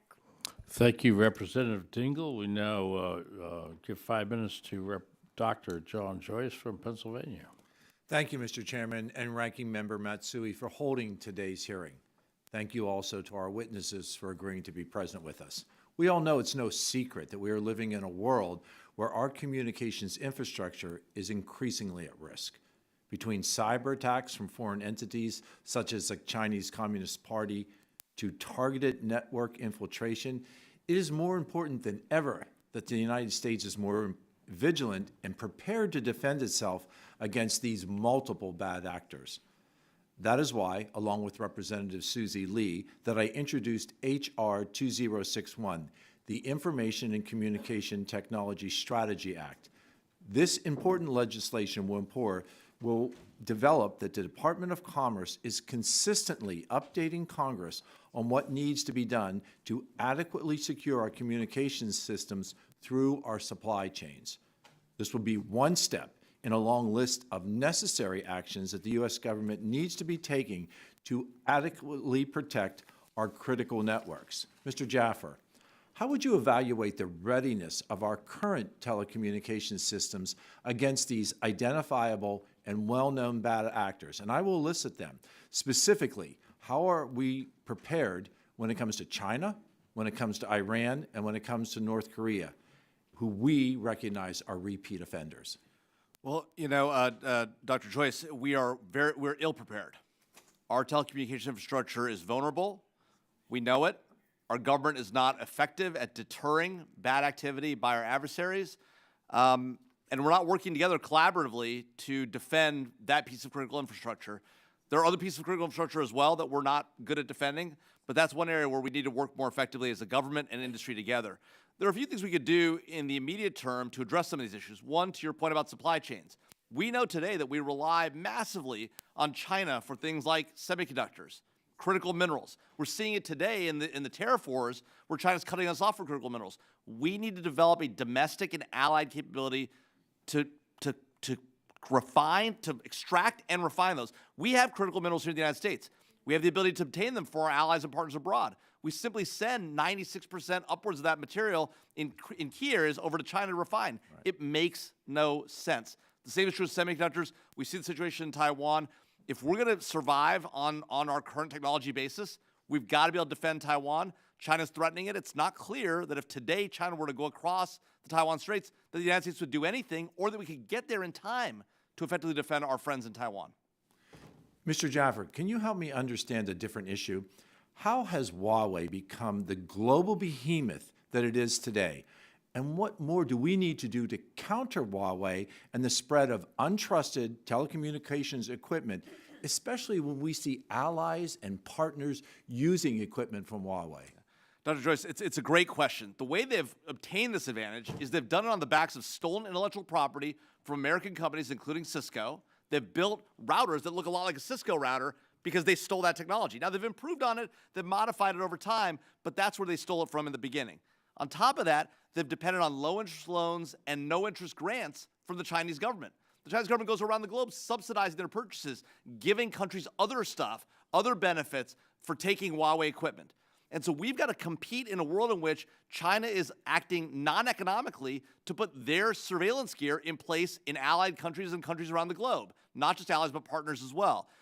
We can't do that effectively until we partner with our friends who make telecommunications equipment. We don't make a ton of handsets. We make a lot of routers. We make a lot of core network gear. Then we got to get that into those networks. We did rip and replace at home. That's amazing. That's the right thing to do.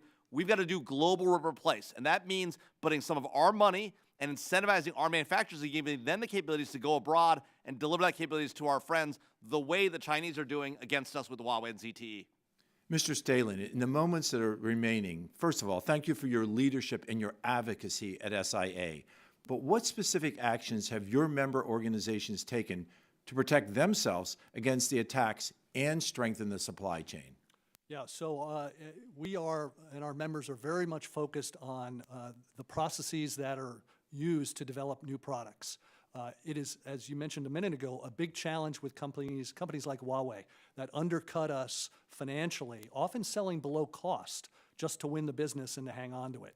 We need to rebuild our infrastructure here in the U.S. We need to rebuild our vendor base in the U.S., and it starts with the ICT space, specifically with semiconductors. And I thank you, and I think you, I, and President Trump all recognize that building that infrastructure, that supply chain right here in the U.S. is important and actually paramount for our success. I thank all of our witnesses for being with us here today, and Mr. Chair, I yield.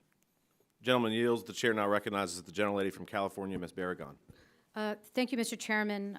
We just heard that it's important to build the infrastructure here, chips made in the U.S., develop a domestic capability. I've kind of heard this. Mr. Stehlin, you brought this up, and this hearing, by the way, is called Securing the Future of Communications Infrastructure. If we repeal CHIPS, if we repeal the CHIPS Act, would that be helpful? No. Okay. Why would not be helpful? It would not be helpful because we need more capital investment in the United States. It needs to be a strategic investment. I won't address some of the specifics of the CHIPS Act, but fundamentally and strategically, it is critical that these skills be brought back to the United States as quickly as possible. Well, thank you. I also disagree with the president that we should repeal and end CHIPS Act. Ms. Galante, in 2017, the San Pedro Bay Port Complex, the busiest in the nation and located in my district in Southern California, experienced a major ransomware attack that forced the shipping company Maersk to halt port operations for several days and ultimately cost the company over $300 million. This cyber attack prompted the port to establish a cyber resilience center which monitors the port's technology environment and now fends off 80 million cyber attacks per month.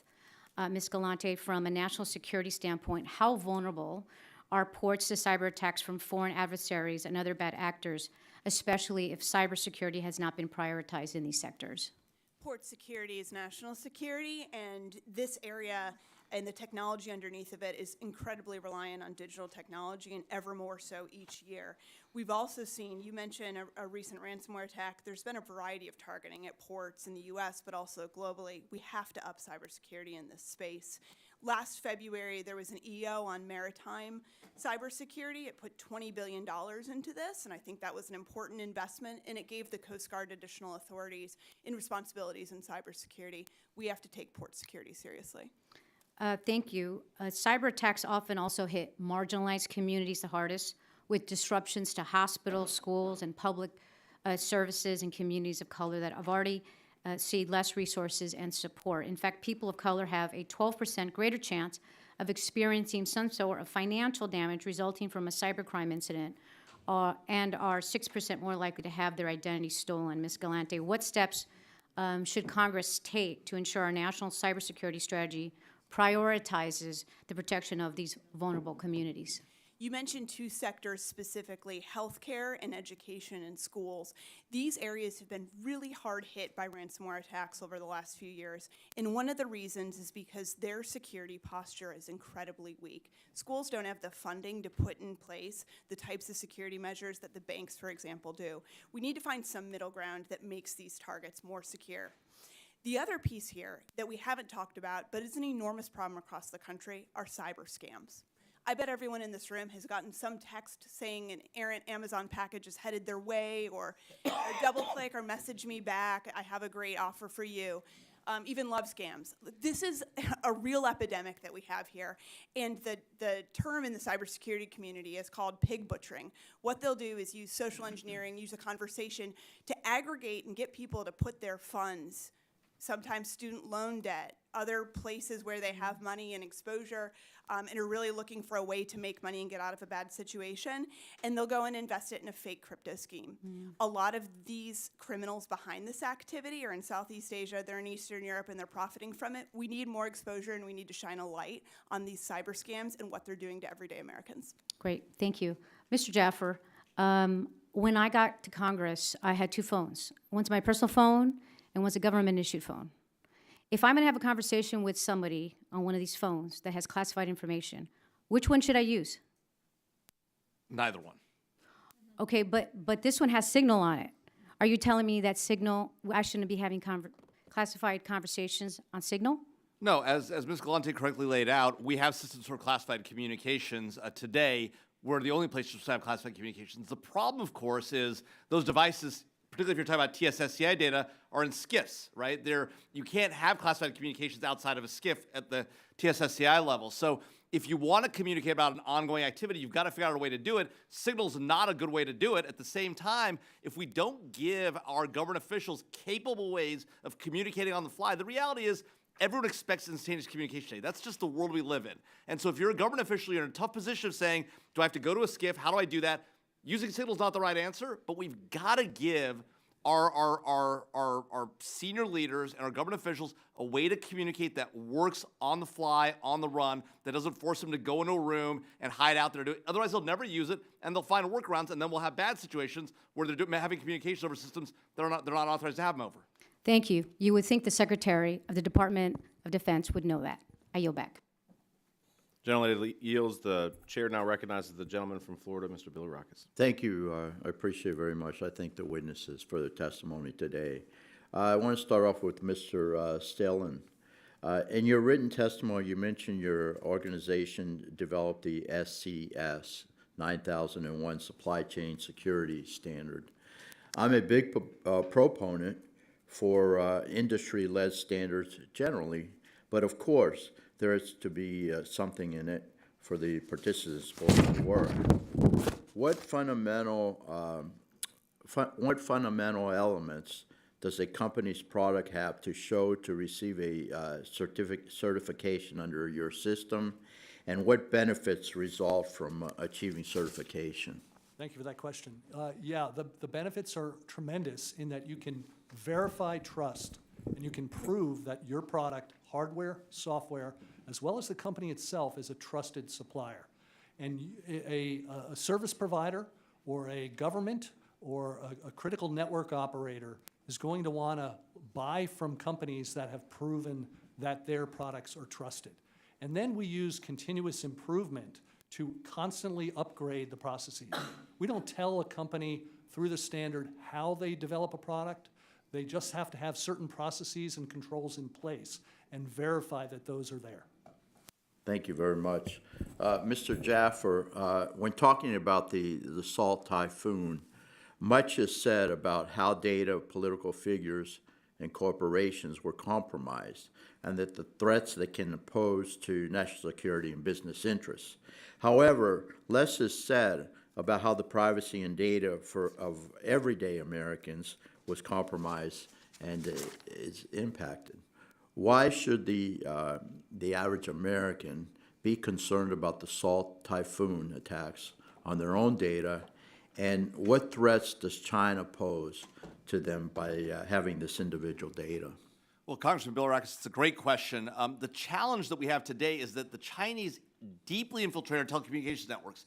That means they had access to massive amounts of metadata of ordinary Americans. The communications that you and I have, a phone call, the date, time, and duration of that phone call, potentially the same date, time, and duration of emails that we engage in, and then they can choose who to go after. So we know they can get both metadata and content. So average Americans should be worried that they have all their metadata, and then on top of that, if the Chinese government chooses to, they can go collect the content of those communications as well. So it's a full spectrum capability. If we had that capability on Chinese networks, we would be thrilled. The Chinese achieved it on our networks, and yet today we're not focused on this problem, right? Mm-hmm. We're talking about signal chats and the like, and no doubt that's a big problem. But the real threat is that our entire telecommunications infrastructure was compromised, and the U.S. government has not responded to it, has not taken accountability for its own failures in detecting that threat and helping our telecommunications system to defend it. Instead, our government has said, well, blame the telecommunications providers. Look, you're never going to beat China if you're a private sector company. You've got to have the government's help. The government's not doing its job. This is never going to work. On top of that, the American people should also be worried about apps they have on their phones, like TikTok, which collect massive amounts of data on them. People think, well, you know, these are just videos of kids and dogs, but the reality is that it's collecting a tremendous amount of information, not just who you're communicating with, but your voice as well, numerous times, and it passed that data back to China's Communist Party. We have the Congress passed a law in a bipartisan way. That law has yet to be implemented because we made a political call that it's better to have TikTok running. We need to enforce the law that's in place today. TikTok should be banned in this country, and to the extent that American people have access to it, they should take it off their phones because they're voluntarily letting the Chinese government onto their devices to collect data on them. And when you combine that data with all the other information the Chinese government has, that's going to allow them to conduct very significant intelligence and offensive operations against American citizens around the globe. That's a bad day for America. Thank you very much. I appreciate it. I yield back, Mr. Chairman. Gentleman yields. The chair now recognizes the gentleman from Louisiana, Mr. Carter. Thank you, Mr. Chairman, and thank you, witnesses, for being here today. Today's hearing addresses a matter of urgent national importance. I believe this is an important hearing, and the security challenges we face are real, and they can be met with bipartisan cooperation, and I'm enthusiastic that this committee can do just that. Our telecommunications infrastructure faces daily threats from hostile foreign actors, cyber criminals, and even policy failures here at home that we just heard of moments ago. While adversaries like the Chinese Communist Party exploit vulnerabilities in our networks to spy, disrupt, and steal. The American people are also endangered by reckless behaviors within our own government. However, I must echo many of my colleagues' comments who are concerned about recent security failures where senior defense officials using unofficial and unsecure messaging apps like Signal to share sensitive and classified information that should have been put in a SCIF or some much more secure place for communications. We cannot have an important hearing like this and ignore irresponsible and dangerous lapses of judgment like this. As President Trump shifts responsibility for cyber defense to underfunded localities, dismantling national protections, and disregarding bipartisan security legislation, our country is left more vulnerable. Meanwhile, Democrats are always willing to work across the aisle to modernize and secure our communications. My home state of Louisiana and the nation must have the resources necessary to make sure we have the capacity to update our networks and provide for expanded broadband access. Funding from BEAD programs have been a vital component to the state's initiative to reduce the digital divide. Yet in Louisiana, abruptly, just as we were completing our final stage, this administration froze those funds, negating all the work that had been done to advance this vital tool in our cybersecurity. This was a problem passed and implemented by a bipartisan Congress, a program that was passed, implemented by a bipartisan Congress. I can't say that enough. As we look forward to working with my colleagues across the aisle to pass the Next Generation 911 Act, we must not allow our public safety, telecommunications, and communicators and first responders to do their jobs with outdated equipment and technologies. It's a must. I've heard each of you speak. You've spoken eloquently on the needs that we as members of Congress can do and how we can listen better. Some things are political and most things are not. This clearly is one that should not be. Ms. Galante, in your testimony you discussed the Salt Typhoon attack that was unprecedented in scope. What risk are we taking by not moving to provide adequate funding to update the 911 network infrastructure around the country and to a more IP-based technology like NG911? The emergency response and 911 networks are incredibly critical to secure, and we have to up the posture on these different organizations and provide the funding to do it. In fact, over the last several years, emergency response centers and 911 lines have been widely targeted, especially by ransomware groups who look to freeze those networks and then get a payment in return. We've seen this happen in Texas and Pennsylvania and Florida, and there's probably many unreported instances of this as well. This is critical. We don't want to be in manual dispatch mode when you have ambulances going out. Mr. Stehlin, Open RAN allows different parts of our network to be supplied by different equipment and software vendors. My understanding is this plug-and-play approach means that no one vendor has the lock on any component within the network. How does this plug-and-play approach promote competition among vendors while benefits to everyday consumers like we see with other emerging technologies? Thank you for that question. Yeah, Open RAN is an excellent technology that allows various aspects of a wireless network to be purchased from various vendors. So if you have common continuity between the various parts, if the connections between a RAN device and a base station router are opened up, it allows more competition. Can you leave me about 6 seconds? Go on. Yep. The last thing I would say there is it's a challenging game to build wireless networks. Thank you. Mr. Jaffer, you mentioned just a moment ago about TikTok and the fact that this bipartisan body passed a ban on TikTok because of the massive breach and threat that it has for our cybersecurity. It has been extended 90 days and now gone beyond that 90 days. Every day that goes by that the Communist China Party continues to collect their data, what kind of risk does that put our cybersecurity and our country in? Mr. Carter, that allowing TikTok to remain on American phones creates a massive, unprecedented risk to Americans' national security and the privacy and security of every single American citizen who has that app on their phone. It should be people should voluntarily remove it immediately. The law should be enforced. There is no provision of the law that allows it to be extended beyond 90 days. There's one 90-day extension allowed by law if, in fact, there's a deal in process. There's no provision for 90-day extension. The law should be being enforced today. And it's worth noting that even if the administration chooses to voluntarily not enforce the law against providers who allow TikTok to remain on their networks in the app stores and the like, those app providers and app store providers can be held liable in a future administration if it's within the statute of limitations. So everybody who's allowing TikTok to remain on their devices should know that they are potentially exposing themselves to liability even if this administration chooses not to enforce the law in a future administration. Thank you. The gentleman's time has expired. The chair now recognizes the gentleman from Georgia, Mr. Carter. The other Carter. From the right coast. Thank y'all for being here. Appreciate it very much. Let's talk about subsea cables because we know they're the backbone of the internet, and we know that they're critical for intercontinental communication and transactions. In fact, it's estimated that $10 trillion of financial transfers occur daily as a result of the subsea cables. $10 trillion daily. That's a lot of money. That's a lot of transfers. Anybody who's read the news lately understands that in the past 6 months, our adversaries have been using and targeting these cables and cutting them to cripple the economic and national security of countries around the world. Obviously, an easy target. We understand that.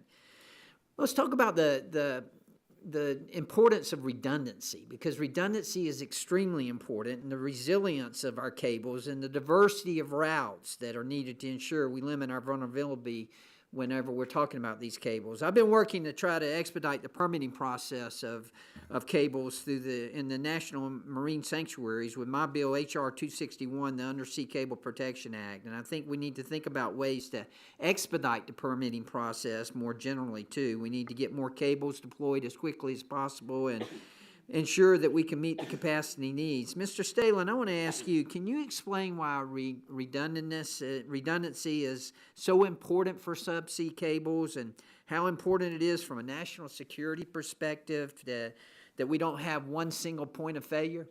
Thank you for that question. Yeah, it's really critical that you don't have a single point of failure.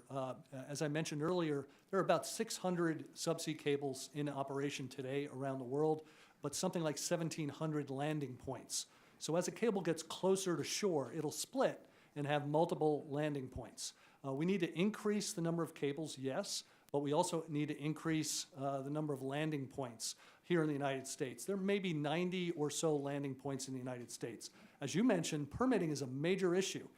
In some cases, it can take 400 days on average to get a permit, and sometimes up to 900 days to get a permit. 900 days. 900 days. And so I would argue that perhaps we put NTIA, which is the President's advisor for telecom issues, in charge of Team Telecom instead of the DOJ. They look at it from a different perspective. DOJ absolutely should be on the committee, but perhaps not have the lead. So I mentioned my bill, H.R. 261, which also aims to prohibit duplicate permits that are currently being required by NOAA and marine sanctuaries especially. I know that there are other areas where there are duplicate permitting reviews that are delaying the deployment of cables. Can you suggest, Mr. Stehlin, where the committee might be able to work to streamline the permitting process for subsea cables? Yeah, a great example might be a trusted partner framework. So if somebody has built a cable in the past and has proven themselves, should they have to go through every single step yet again? Or can they get fast-tracked because they have proven themselves to be a trusted partner? Good, excellent. The special use permits that are issued by NOAA are limited to a 5-year license term, which is in stark contrast to the 25-year FCC license term. Can you speak to the justification of possibly having a 25-year license term for subsea cables and the importance of a guaranteed 25-year term from an investment perspective? Yeah, typical payback for these subsea cables might be 7 years just to break even, because you're talking hundreds of millions of dollars of investment up front. And then you have to go through this permitting process, it might be pulled out, et cetera. So by having a longer term license, it ensures that the company's going to make that investment. If you have 7 years payback just to break even, that's a tough business decision.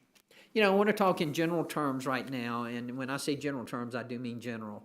I don't care what sector of our economy you're talking about. When people come into my offices, when business people come into my office, it's always the same story, whether it be communications, healthcare, energy, permitting, regulations, crushing us. We've got to do something about this. Thank y'all all for being here. Very, very important. Now I yield back. Gentleman yields. The chair now recognizes the gentleman from New Jersey, Mr. Menendez. Thank you, Mr. Chairman. With international cybersecurity threats on the rise, we are facing increasing threats to our critical infrastructure and our economy. This past fall, the U.S. experienced a devastating Chinese state-sponsored attack on our telecommunications networks, stealing sensitive geolocation data and targeting both Democratic and Republican elected officials. We have heard throughout this hearing about bipartisan support for defending our country against cyber threats, as we should. But the Trump administration has been weakening our country's cybersecurity defense system by slashing our cyber workforce and recklessly transmitting sensitive information, making it easier for our foreign adversaries to access Americans' most sensitive personal data. Ms. Galante, just yes or no, will the Trump administration dismantling CISA's Cyber Safety Review Board weaken collaborative security and intelligence work? Yes.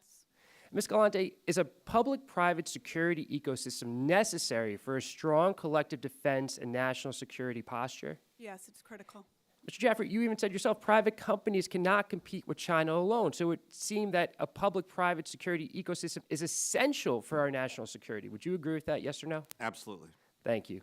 Ms. Galante, going back to you, with China investing heavily in recruiting and training their cyber workforce, is it important to our national security for the U.S. government to maintain a robust cyber workforce capable of defending against cyber attacks? Incredibly important. And not just maintain it, but we should be growing it. That's right. And doing everything we possibly can to get more people at community colleges, at universities across the country to begin their career in cybersecurity. Is that correct? Especially at this moment. Thank you. That's why I'm concerned about reports that DOGE plans to cut 1,300 jobs from the cybersecurity workforce at CISA. In fact, even the former head of CISA under the first Trump administration said that he is outraged by these cuts, and I look forward to all my Republican colleagues joining me on a letter to the administration on this issue. Sticking with the theme of DOGE cuts, I want to ask a few questions about the increasing number of reports that DOGE has been leaking and weaponizing Americans' personal data. It seems like every day we hear another report about the mishandling of our personal information, and this is just the first 100 days. From individuals with Russian IP addresses attempting to log into federal databases at the NLRB, to DOGE employees gaining access to networks that hold nuclear secrets. It has become clear that the Trump administration cannot be trusted with our personal information. Ms. Galante, should Americans be concerned about reports that individuals with Russian IP addresses have attempted to log into a federal database that holds our personal information? Yes, IP addresses coming from Russia and network traffic coming from Russia is typically blocked, so I'm surprised that this isn't already getting filtered out. There have also been reports that ICE is in the process of pulling together data from across federal agencies for a database they call the Alien Tracker in order to facilitate mass deportations. Ms. Galante, just yes or no, would a database that stores personal data from multiple agencies across the federal government, such as the Alien Tracker, be a target-rich environment for our foreign adversaries to attack? It would be a prime target. And once we accept that this administration is going to collect our personal information and put it into a database, whether it's for immigrants or any other group of Americans, it makes it highly susceptible to foreign attacks and puts all of our personal information at jeopardy. Would you agree with that? Highly valuable in our adversaries' hands. So let's turn to AI quickly, because I believe you would agree that AI has increased the sophistication of cyber attacks against target-rich data sets. Yes. And can you just briefly explain, empowering AI, there's two components as I understand it. Downstairs, we're on the Energy Subcommittee talking about the energy that goes into AI. The other is the collecting and use of data. Is that correct? And can you speak to that? Sure, on the collecting and use of data, your processing powers are incredibly multiplied when you're looking at data sets. You're able to find patterns, you're able to find different insights within large data sets, you're able to cross different modalities. This is the sort of way that highly analytic endeavors are shorthanded and quickly given to our adversaries so that they can figure out how to make sense out of the noise in huge data sets and deploy them against us. And this goes back to why we originally banned TikTok. Is that correct? It's one of the reasons why TikTok could provide a powerful data set to our adversaries. So while AI is strengthening our enemies' cyber capabilities, the Trump administration is leaving us vulnerable to attacks and weaponizing our data against us. This is not a Democrat or Republican issue. Any administration should prioritize protecting American sensitive data, and my Republican colleagues cannot pretend to take threats from foreign actors seriously while the Trump administration is slashing CISA's workforce and allowing unauthorized DOJ employees to access Americans' data on demand. This should be a bipartisan issue. It's one I am concerned about. I dealt with it on Homeland Security with Mr. Pfluger. Sorry, the clock went off, so I couldn't tell. That we should all be in lockstep on. But that means we have to speak out when our administration, Democrat or Republican, are failing us. This administration is failing us on this critical issue. Thank you, and I yield. The gentleman yields. The chair now recognizes the real chair, Mr. Guthrie from Kentucky. Not the real chair, the other chair. So, hey, thanks a lot. I appreciate you guys being here. And first to Mr. Stroup, I'm kind of concerned about satellite GPS, and I'm an old artilleryman. In my day, you had to use binoculars and see where a round landed, and then you would call it back in, and somebody used that, literally a slide rule to calculate what the firing data was, and you had to walk, you had to bracket the target, as we say, or walk it on. And now, well, this has been years, so I don't even know what they do now, but they shoot a shot, they laze the target, sends a GPS code to the guns, they shoot, laze the burst, send a GPS code to the gun, and the guns adjust, and it's one round fire for effect now. That depends on satellites. So my big concern on satellite security, I mean, just walk through the national security. That's just shooting artillery. That's a whole lot of things that our satellites depend on in the civilian world, but also particularly our military world. I used to be the proverbial lieutenant with a map. Now you get a 8-digit zip code, grid code, just by knowing what your watch tells you. So how do we do that? How do we fix the map? Mr. Sure, I guess I couldn't see you for, Mr. Pfluger's a tall guy, sorry. So thank you for the question. So yes, obviously adversaries can use location information. I think the key from our perspective is ensuring that they are not subject to spoofing and to jamming. So the next generation of GPS satellites have increased capabilities against them. And actually, I think it's important to note that there is already a redundant system for navigation systems. Yeah, how do you make it redundant for stuff like, I know you got navigation, I mean, that's as simple as like low artillery. You're talking about 2 or 3 miles communication to each other. So GPS is a free system provided by the government. There's also another system operating off of a constellation of satellites. And there are also studies underway to look at other systems. But certainly for the importance of all of the uses, whether it's military or commercial, we do have redundancy built into the system. Okay, thank you. I was looking, Mr. Taylor, I was looking at you because I couldn't see Mr. Stroup, so I'll ask you this. I mentioned my opening statement, concern for subsea cables. I mean, gosh, we have so much to protect. What are the threat to subsea cables, and how can we be less susceptible to damage? Redundancy, number one. Number two is having a repair system that's very quick and accurate, meaning more ships, a big shortage of ships. More landing points adds redundancy in the United States, and working with friendly governments to ensure the equipment they're using is trusted equipment. Okay, thanks. I'm not sure how much time I have, but Mr. Jaffer, on rip and replace, we led that effort, and when we're thinking about supply chains, what else do we need to do? Well, Mr. Chairman, I think certainly rip and replace going global is going to be critical, right? Because what's happening is our adversaries are putting this Huawei and ZTE and other Chinese gear in around the globe, so it's important to expand that broadly.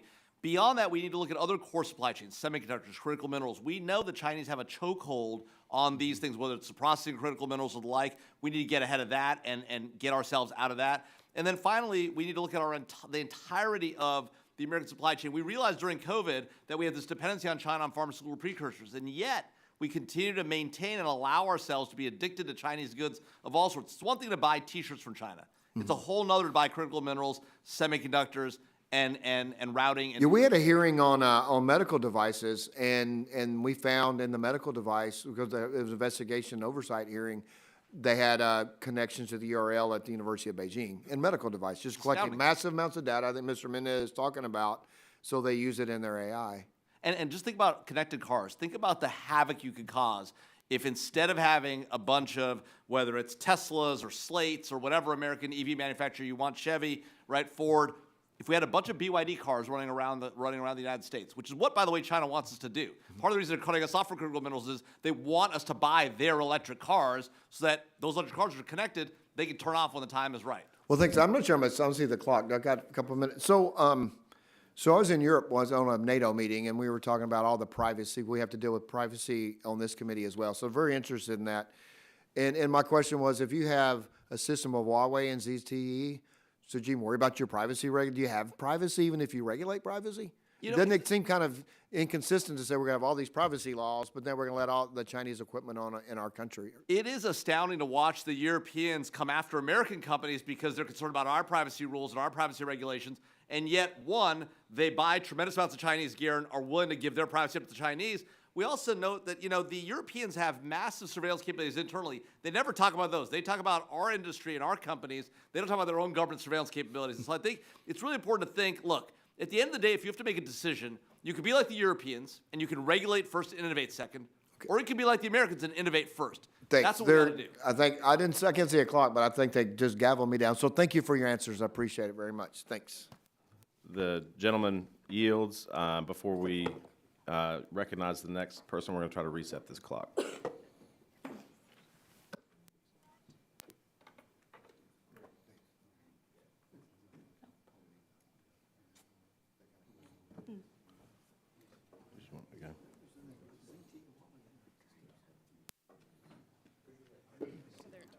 There we go. Hey, there we go. The chair now recognizes the gentleman from Ohio, Mr. Landsman. Thank you, Mr. Chair. I appreciate all of you. I want to get into the undersea cable issue, and we've talked about this extensively, rightfully so, and would ask, Mr. Chair, that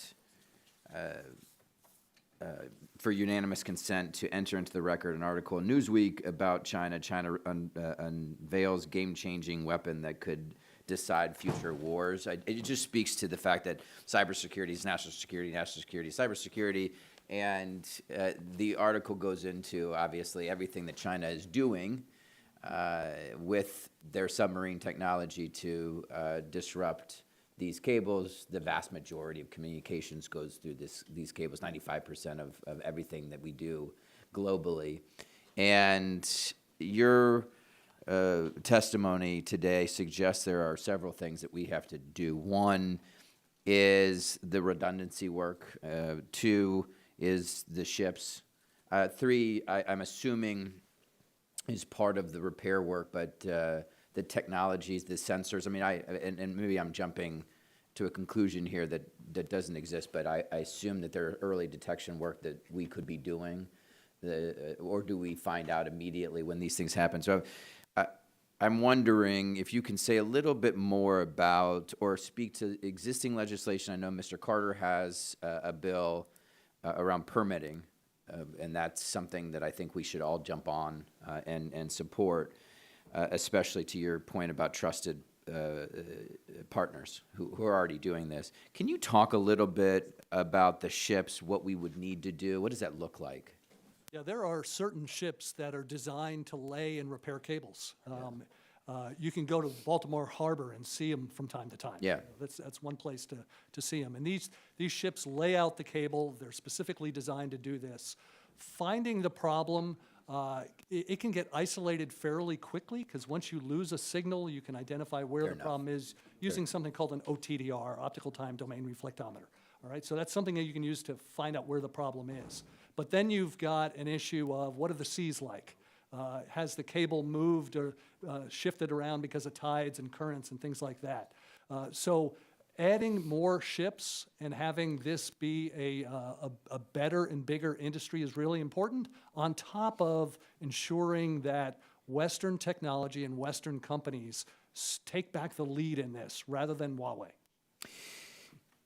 How many ships do we have now? How many do we need? I can't answer specifically, but it's single digits to low, maybe perhaps a dozen. Yeah, go ahead, sir.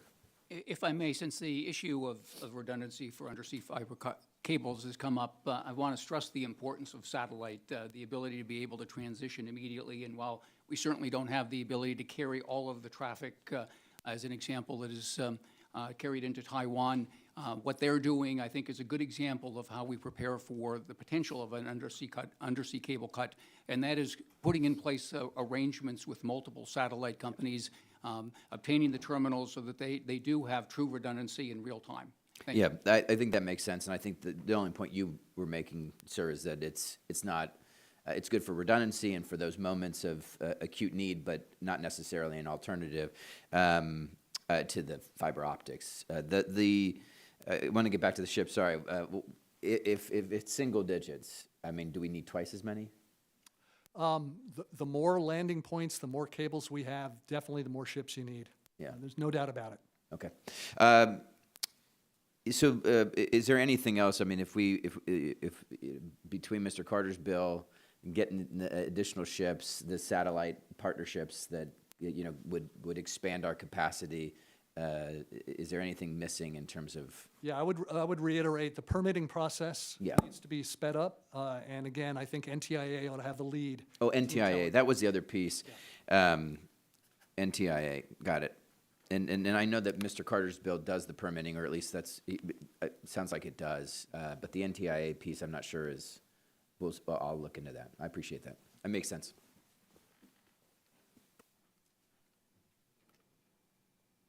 And I yield back. The gentleman yields. The chair now recognizes the gentleman from Idaho, Mr. Fulcher. Thank you, Mr. Chairman. Mr. Stehlin, I represent the great state of Idaho, and there is a lot of rural space there. And a lot of the ISPs don't have a tremendous number of cyber security resources, but yet they will oftentimes be integrated with major infrastructure components, whether it be a power plant or a grid or flood control or some of those major things, and oftentimes can have an impact there without necessarily the infrastructure or the cybersecurity expertise to fend off some of these new threats that are on their way. I'd like to get any suggestions or comments from you on how CSIC might be a resource for that, or other sources of counsel through your role at TIA. Thank you for that. Idaho is a tremendous opportunity to take advantage of the monies put forth with Rip and Replace, for example. These rural operators have a hard time making money running a business when you're so spread out. So removing things, untrusted gear like Huawei or ZTE gear, critically important. Number two, the BEAD money, very important for states like Idaho to help those unserved and underserved. So finding ways to continue to push that money out to rural America is very, very critical. And the way that it's connected to your industry, not just to the consumer, all that is especially interwoven in rural America. So industry as well as rural America consumers are tightly connected, and therefore the networks need to be tightly connected. Thank you for that. I want to do a follow-up question. Same general subject matter, but having to do with cybersecurity incident reporting requirements.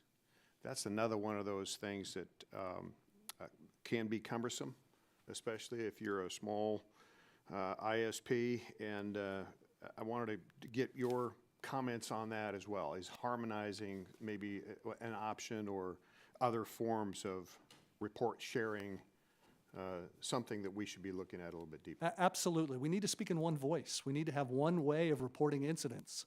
Right now, every company and many agencies and departments in the government and in state governments have different ways of reporting things. So with all these different requirements, and you're in a small rural company, who do you respond to?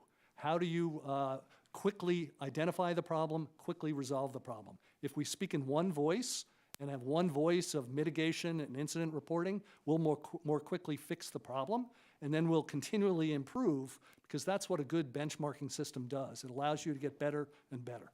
Thank you for that as well. Going to shift to Mr. Jaffer and going to magically make you king for a day. Okay? I love that, Congressman Vulture. Undersea cables. We've been talking about that a lot, and I don't want to regurgitate what others have brought up or similar questions. I know that I've made notes of the patrolling issues, satellite monitoring, the permitting issues that we've got, the need for redundancy. What we haven't talked about is penalties for nefarious actors, or at least that I've heard. But as king for a day, could you hit that topic again? What are the steps we need to be taking?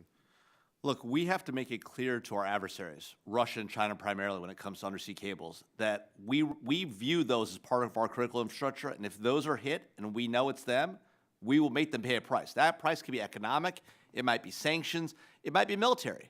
The truth is that we rely so much on these networks, and by the way, they have similar capabilities, counter space as well. So it's both our satellites and our undersea cables that are at risk when it comes to China and Russia. They take out those systems. We have to make clear to them, you will pay a price. And then when they do it, we have to exact that cost. If we don't have credibility, deterrence doesn't work. And that's one of the fundamental problems is we don't talk about where our red lines are.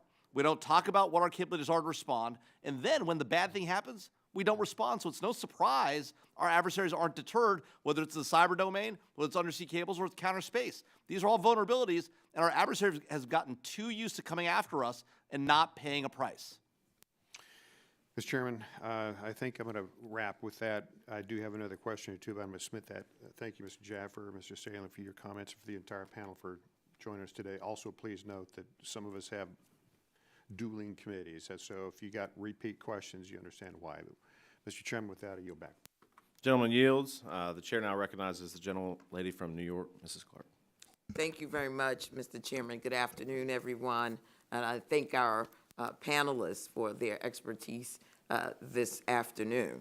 The security of our communications network is one of the utmost importance to America's national security and continued global economic leadership. Securing our critical infrastructure against cyber attacks has been a top priority of mine since entering Congress, and I'm proud to have served as chair of the Cybersecurity Infrastructure Protection Subcommittee of the Homeland Security Committee in previous Congresses, where I was able to pass legislation to stand up a national reporting infrastructure for cyber attacks on critical infrastructure regime. We have seen an uptick in cyber attacks in recent years, fueled by advances in technology, including artificial intelligence. Further advances in consumer and commercial technologies alike have helped spur innovation across industries, particularly within respect to the IoT devices, but also have the potential to create new vulnerabilities that must be addressed. The varied threat vectors which we now face require a serious, focused effort on the part of our federal government, and sadly, our current administration has not proven up to the task. Last month's executive order on cybersecurity preparedness will weaken our defenses at a time when we face more threats than ever by shifting the responsibility of defending critical infrastructure to state and local governments, which too often lack the funding and expertise to take on this role. This decision leaves schools, emergency service providers, local governments, and others at risk by shifting the burden of warding off attacks from hostile foreign actors onto their backs. Additionally, this administration's inane, half-baked tariff policy will devastate supply chains and drive up the costs related to defending our communications infrastructure. Further securing communications infrastructure begins with practicing good personal cyber hygiene, something the current Defense Secretary and National Security Advisor seems almost unwillfully unaware of. Their reliance on unofficial and unsecure messaging apps risks the lives of American troops and warrants a serious bipartisan investigation. It is extremely unfortunate that the current administration has consistently sought to dismantle tools and programs meant to protect our critical infrastructure from cyber attacks, while senior officials ignore laws and best practices. We in Congress must, however, continue to our work to increase network and supply chain safety to allow consumers and business alike to make informed decisions impacting the security of our communications networks. Recent breaches have shown that vulnerabilities in communication networks stem not just from telecommunications infrastructure, but also from compromised end devices and personal behavior. To that end, the FCC under the Biden administration adopted a voluntary cybersecurity labeling program in March of last year so that approved devices would bear the U.S. Cyber Trust Mark to help consumers identify trustworthy and secure products in the IoT marketplace, while encouraging manufacturers to meet higher standards in product development. My question is to Ms. Galante, but other panelists may weigh in as well. How could the implementation and possible expansion of the Cyber Trust Mark program help address the risks of our communication networks face? Thank you, Congresswoman Clark. The Cyber Trust Mark, cybersecurity mark on Internet of Things connected devices is an important step in getting a baseline so consumers know what products are secure. It's similar to the UL, that Underwriter Laboratories metallic sticker that we all have on our different appliances. And I hope that Cyber Trust Mark goes the same way, which is to give consumers confidence that the company behind that product is following basic rules in cybersecurity that will make that product safer for their own personal use, and also so that they have some reliability that it's going to be patched and updated over time. Very well. Anyone else want to add? Mr. Stehlin. We're TIA is very close to the Cyber Trust Mark and been involved with the FCC from its beginning. We hope that it gets rolled out later this year. There's a lot of steps forward. Right now, it's focusing on smart consumer devices and does not include things like home routers. It needs to. Yes, very well. Well, listen, my time is up. I thank you all so much for adding your expertise to this very important conversation. And with that, Mr. Chairman, I yield back. The gentlelady yields. Mr. Chairman. Mr. Chairman? Yes, sir. Thank you, Mr. Chairman. At the request of my colleague, Mr. Pfluger, I'd like to request the committee's permission to enter into the record a letter to the Honorable Brendan Carr, Chairman of the FCC, from a number of us on this committee. It has to do with recommendations on network and cybersecurity. So with the permission of the committee, I'd like to submit that into the record. Without objection. Thank you. The chair now recognizes the gentleman from New Jersey, Mr. King.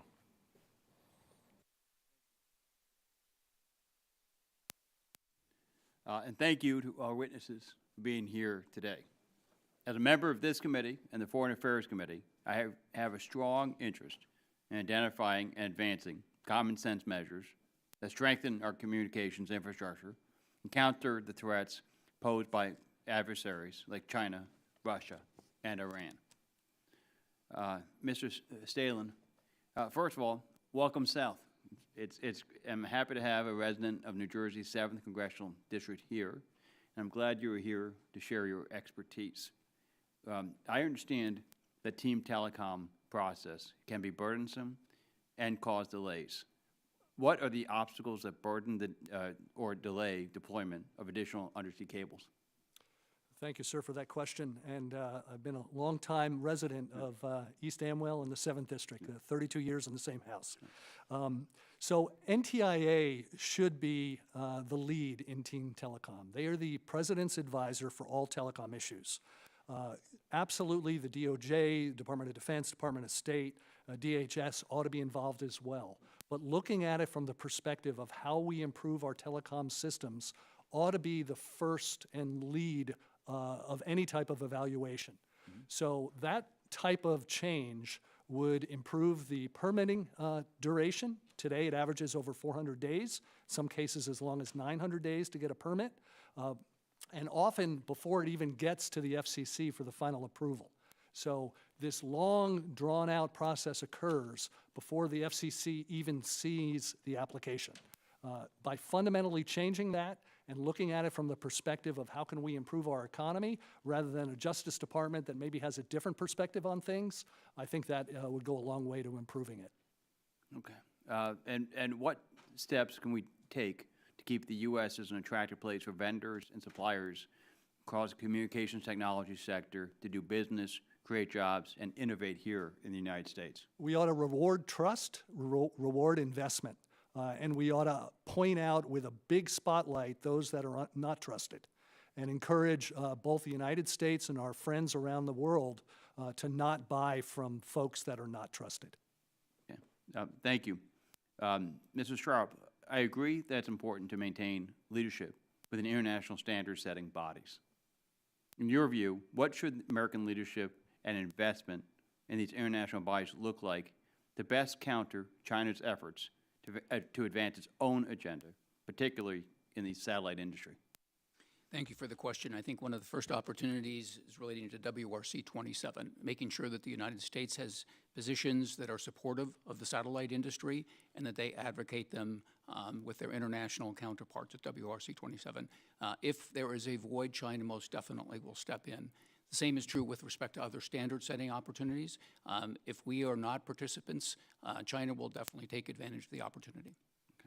And can you talk about whether satellites could play a role, potentially as a redundancy, in the event of or failure of or attack on undersea cables? Yes, absolutely. So I gave as an example previously, the government of Taiwan is making arrangements with multiple satellite operators, bringing in the terminals so that should there be a cut, there is an immediate transition to satellite capability. So the good, the benefit of satellite capabilities are our infrastructures in the sky, so they're not subject to something like a cable cut. Thank you. And Mr. Stehlin, I appreciate your discussion of strong supply chain security. What are the safeguards against, hypothetically, a previously trusted supplier or vendor suddenly being compromised by an adversarial actor? In other words, how can we make sure that trusted suppliers stay trusted? Continuous verification of trust. So having a certification program that a company has to go through on a regular basis to ensure that the processes they're using are trusted and ensure that the company itself doesn't have injunctions against it since the last time it got certified. Those types of things are really important. Okay. Thank you all for your testimony, and I yield back. The gentleman yields. The chair now recognizes the gentlelady from Virginia, Ms. McClellan. Perfect timing.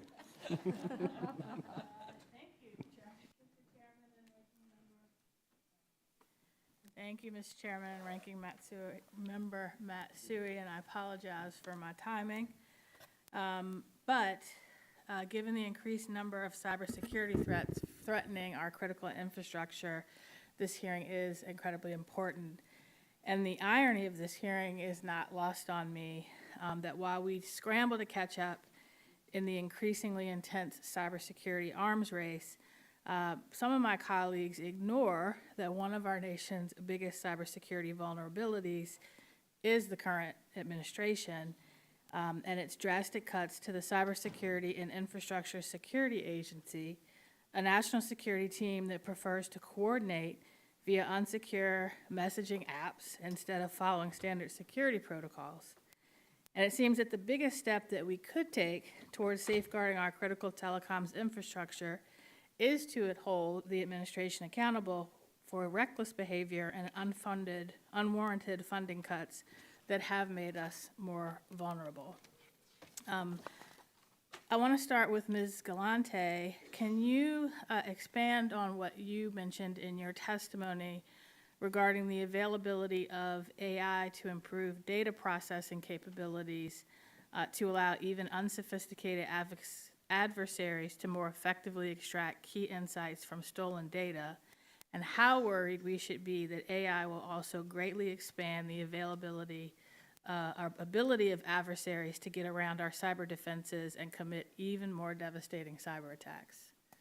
Thank you, Congresswoman McClellan. AI is a double-edged sword. You can use it for security purposes, you can use it for data exploitation, and a whole myriad of other things. Specifically when it relates to how our adversaries are able to advance their skill set quickly when it comes to the exfiltration and the capture of large data sets, this is an area where we really need to focus on what the counterintelligence gain can be to them and what the vulnerability is to us. When you're able to sweep up huge amounts of data, whether it's from a telecoms network or another source, and then aggregate those data points, you get valuable patterns of life, you get valuable data sets and insights that can be used against us. It's critical that we understand how our adversaries use this. Thank you for that. And also for you, Ms. Galante, given the growing cooperation that we have witnessed between Russia, Iran, China, and the DPRK in kinetic warfare against Ukraine, to the extent possible in an unclassified setting, can you elaborate on how concerned we should be about the possibility of greater cooperation among our adversaries to engage in cyber attacks against us? And to what extent do you believe that type of cooperation has already begun?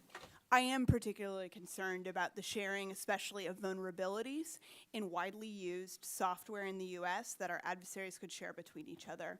China, for example, has national laws that require that vulnerabilities found by Chinese researchers or Chinese citizens are first given to the government. That's really important.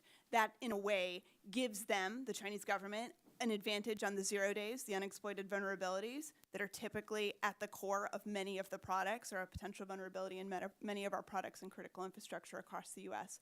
If those are shared broadly, this becomes an avenue for a scaled attack against the U.S. And how should the United States be preparing itself for both the potential of AI-enhanced cyber attacks on critical infrastructure and the possibility of more coordinated cyber attacks amongst multiple hostile foreign adversaries? We have to continue to invest in the ecosystem of security industry researchers and intelligence operatives with our U.S. intelligence and law enforcement national security agencies, who together put together the picture of what our adversaries are doing next and the next edge of attacks that are going to be hitting us. It's that combination that's going to keep us ahead of the threat. Thank you, and I yield back. The gentlelady yields. The chair now recognizes himself for 5 minutes. The systems that connect us, our networks, our satellites, cables, towers, and data centers form the invisible architecture of 21st century life. Safeguarding that infrastructure, as you've all talked about, is not just a matter of technology, it's a matter of strategy, security, and sovereignty. The demand for our networks has exploded, obviously. Every year, more devices connect to U.S. networks, more data flows, and more critical services depend on uninterrupted and secure access. Our systems are under strain not only from increased usage, but geopolitical risks, supply chain disruptions, and escalating cyber threats, particularly from nation states like China, as you have talked about. This isn't only about protecting websites or cell towers, it's about protecting hospitals from ransomware, grid systems from blackouts, and first responders from dropped phone calls. Telecommunications is infrastructure. It's also national defense, and it's economic security. So let's treat it like that. It's a national priority. Mr. Stroup, you mentioned rapid expansion and innovation of the satellite industry. Can you elaborate on the most transformative advances that we've seen in maybe the last 5 to 10 years and what they mean for our national infrastructure? Thank you for the question. I believe that it starts with reusable launch capability. We have much more rapid launch than ever before. That has allowed many more companies to be able to launch their systems into space. I think in addition, in terms of capabilities, the utilization of high throughput capacity capabilities has allowed expansion for broadband services. So in terms of services, that's something that I would emphasize. The rapid growth of satellite broadband is really dependent upon that. In addition, within respect to the remote sensing sector of the industry, the ability to manufacture and launch sensors into space has opened up a completely new industry. So I would say those are just some of the points that I would emphasize. And then we've also seen within manufacturing utilization of mass manufacturing techniques, just given the increase in the number of satellites that are being manufactured, changing from bespoke manufacturing of large bus-size satellites to hundreds or thousands of satellites being launched into space each year. Can you point to, and we've talked about this broadly, some of the other witnesses, but specific policies that put your industry at a competitive disadvantage compared to, say, foreign competitors? Yeah, certainly. I think that the ease of licensing within the United States is extremely important, and we've made a number of recommendations to the FCC, and we also work with NOAA on remote sensing to be able to streamline the licensing process. We've seen, fortunately, a great deal of investment that has been made in the industry. But certainly, we don't want to push any of the licensing opportunities offshore, because that is something that I hear about from our members. In the past, it has taken a long time to be able to get a license approved. I will note that in the last few years, we saw the creation of the Space Bureau with the FCC. At the time, there were 64,000 pending applications, and that has gone a great way to be able to address that. But that has been one of the key points that I've heard from our members, is being able to get a license quickly. Thank you for that. Mr. Stehlin, you talked about how vulnerable the U.S. telecom supply chain is today to foreign interference and dependency. What specific areas concern you the most? Specifically, the lack of strategic investment in the United States in the ICT space. We have to pull back as much as possible the development of semiconductors and that entire ecosystem around semiconductor development. That's number one. Number two, the lack of overall R&D investment. We have to encourage companies, incentivize them to spend more money on R&D, and we can do that through tax credits. So reauthorizing that's critical. Absolutely. Words. Okay. What key technical or architectural decisions must we make now to ensure that our networks can withstand cyber attacks or disruptions? We need to speak in one voice. Right now, ISPs each have their own methodology for managing cybersecurity and supply chain security. The government has multiple ways of managing that. So we need to speak in one voice, which will allow us to react more quickly, to evaluate performance more quickly, and to continuously improve. We have to have a defense in depth, and speaking in one voice certainly helps. Thank you for that. Mr. Jaffer, you talked about our allies. This actually intrigued me a little bit. I assume that our allies are aware of the risks of buying this material from communist China. And so if they're aware of that, what's causing them to continue to perpetuate the problem? It's a great question. I mean, two things. One, our allies, take Europe, for example. They've known long about their addiction to Russian gas and how that caused them problems. And yet they continue to buy it and buy it. We tried to build them a pipeline back in the Bush administration. They wouldn't do it. They built a pipeline to Russia instead. They're building a second one now. It makes no sense. They have the same attitude towards China. You look at even the United Kingdom, our closest partner, or the special relationship. British Telecom built Huawei routers into their core networks. And when we went to them and told them this is a real problem, it took us a while to convince them. It took us a while to go around the globe. The first Trump administration spent lots of hours and days and months and weeks convincing our allies around the globe that this was a real threat. And that was only a decade after the House Intelligence Committee wrote a report about the threat from Huawei and ZTE. So we've known about this problem. We've been telling our friends and allies. And then, of course, we've had to pay, rip and replace to take it out of our state and local networks as well. There's a coming threat, though. DJI drones being used by state and local law enforcement. Crazy for Americans to be buying that. We should not allow that to happen. It is a huge mistake for American law enforcement to have those drones in their networks. Thank you for that. I see my time has expired. The chair now recognizes the gentleman from California, Mr. Openoski. Thank you very much, Mr. Chairman, and thanks to our witnesses. It's been a really important, really interesting hearing. Ms. Galante, I'd like to start with you if I could. I found your testimony very interesting, and particularly the ways that foreign intelligence services are using security vulnerabilities at telcos to gather information on U.S. infrastructure and building the capacity to disrupt that infrastructure. I'm wondering about your thoughts about to what level that constitutes more than just an unfriendly act.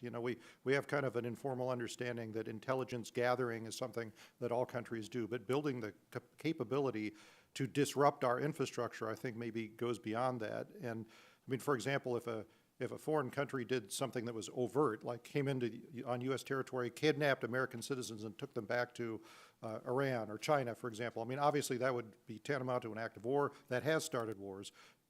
Do we need to reprioritize our international reaction to acts like this? Thanks for the question, Mr. Abelnote. One of the key distinctions that made this more than a sort of standard act of espionage, if you can think of it that way, is the level of access that these actors had within the telco networks. And with telco networks especially, you can almost think of it as sort of a multi-pronged tool. You're able to disrupt traffic. You would be able to take almost kinetic-like steps in a network because of the types of tech that are there that would cause an effect that everyone would agree is far beyond espionage. That hasn't happened yet, as far as we know, in these cases. It has just been an intelligence gathering effort, and the access that these actors had presented additional opportunities. So that might be an area where you can really drive a distinction between what is traditionally known as espionage and what is largely considered pre-positioning for an attack. Right. That's, I think you've illustrated the key distinction there. I mean, there's information gathering, which is what espionage is geared towards, but then building a destructive capability is something I think might go beyond that. And if someone did something overt like kidnapping U.S. citizens, we would say, that's not all right, that's not okay, we would take a stand. I'm wondering if maybe as an international community, we need to set new norms about that behavior. And I think the discussion has to happen with our allies, right? This is not just a U.S. problem, that Chinese access into telcos. We need to look at countries and allies in Southeast Asia. We also need to look at some of our European friends who've been dealing with this as well. This is not just a U.S. problem, and we need to come together to be able to show where the real lines are here that we're not willing to tolerate. Right, thank you. Mr. Stehlin, you highlighted the vulnerability of some of our subsea cables, and which I was very appreciative of, because a lot of people don't realize that vulnerability. Could you talk a little bit about what the backup might be to that, and how do we protect against that vulnerability? Because the problem is we're uniquely vulnerable in that way, and I just don't see an easy way around that. There is no easy way around it, other than having more cables and more landing points and quicker responses, because of the volume of bandwidth, the volume of traffic that goes across these cables. So that's really important, but we also need to be more on the offense. And as was described earlier, we need to tell our adversaries, don't do this. There will be a significant action on our part if you continue to conduct nefarious acts. Right. Well, I'm hopeful that we can also do some modeling about how much of that international traffic would be debilitating. Some modeling, and you've done some exercises, you can kind of predict some of those failures. Yeah, to build on that, the Houthis took out some cables in the Red Sea last year, and between Asia and Africa, more than 50% of the traffic went down. Right. Mr. Stroup, with my remaining 47 seconds here, appreciate your testimony. One of the things that you didn't mention when you were talking about disaster modeling is the really innovative way that satellites are being used for early detection of wildfires. That's critically important to my district. If we can put these fires out with fast aerial resources before we need boots on the ground, it could be a total game changer. Could you give us a quick update on how that's going? Yes, I've actually seen a company just announce that they're providing that service as a service. A couple years ago, when I had the pleasure of testifying, you'd asked a question about that capability, and I'd identified a manufacturer of that capability. And in the last 2 years, we've seen companies moving forward with offering that as a service. Right. Well, we have, as you know, pilot programs, including some legislation that I offered to build out that capability, because I am absolutely convinced it's going to be a game changer for us in the West. Well, thank you very much for your testimony. I see you out of time. Mr. Chairman, I yield back. Gentleman yields, and the purpose of this hearing now being concluded, I want to thank the witnesses for being here. Appreciate the professionalism, the expertise. I appreciate your testimony, and we are adjourned. Good job. Oh, hold on.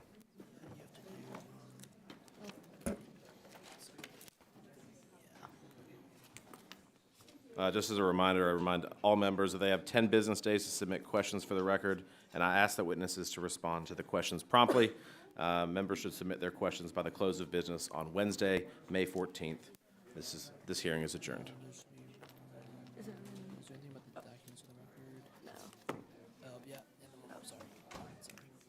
I also ask unanimous consent to insert into the record the documents included on the staff hearing document list.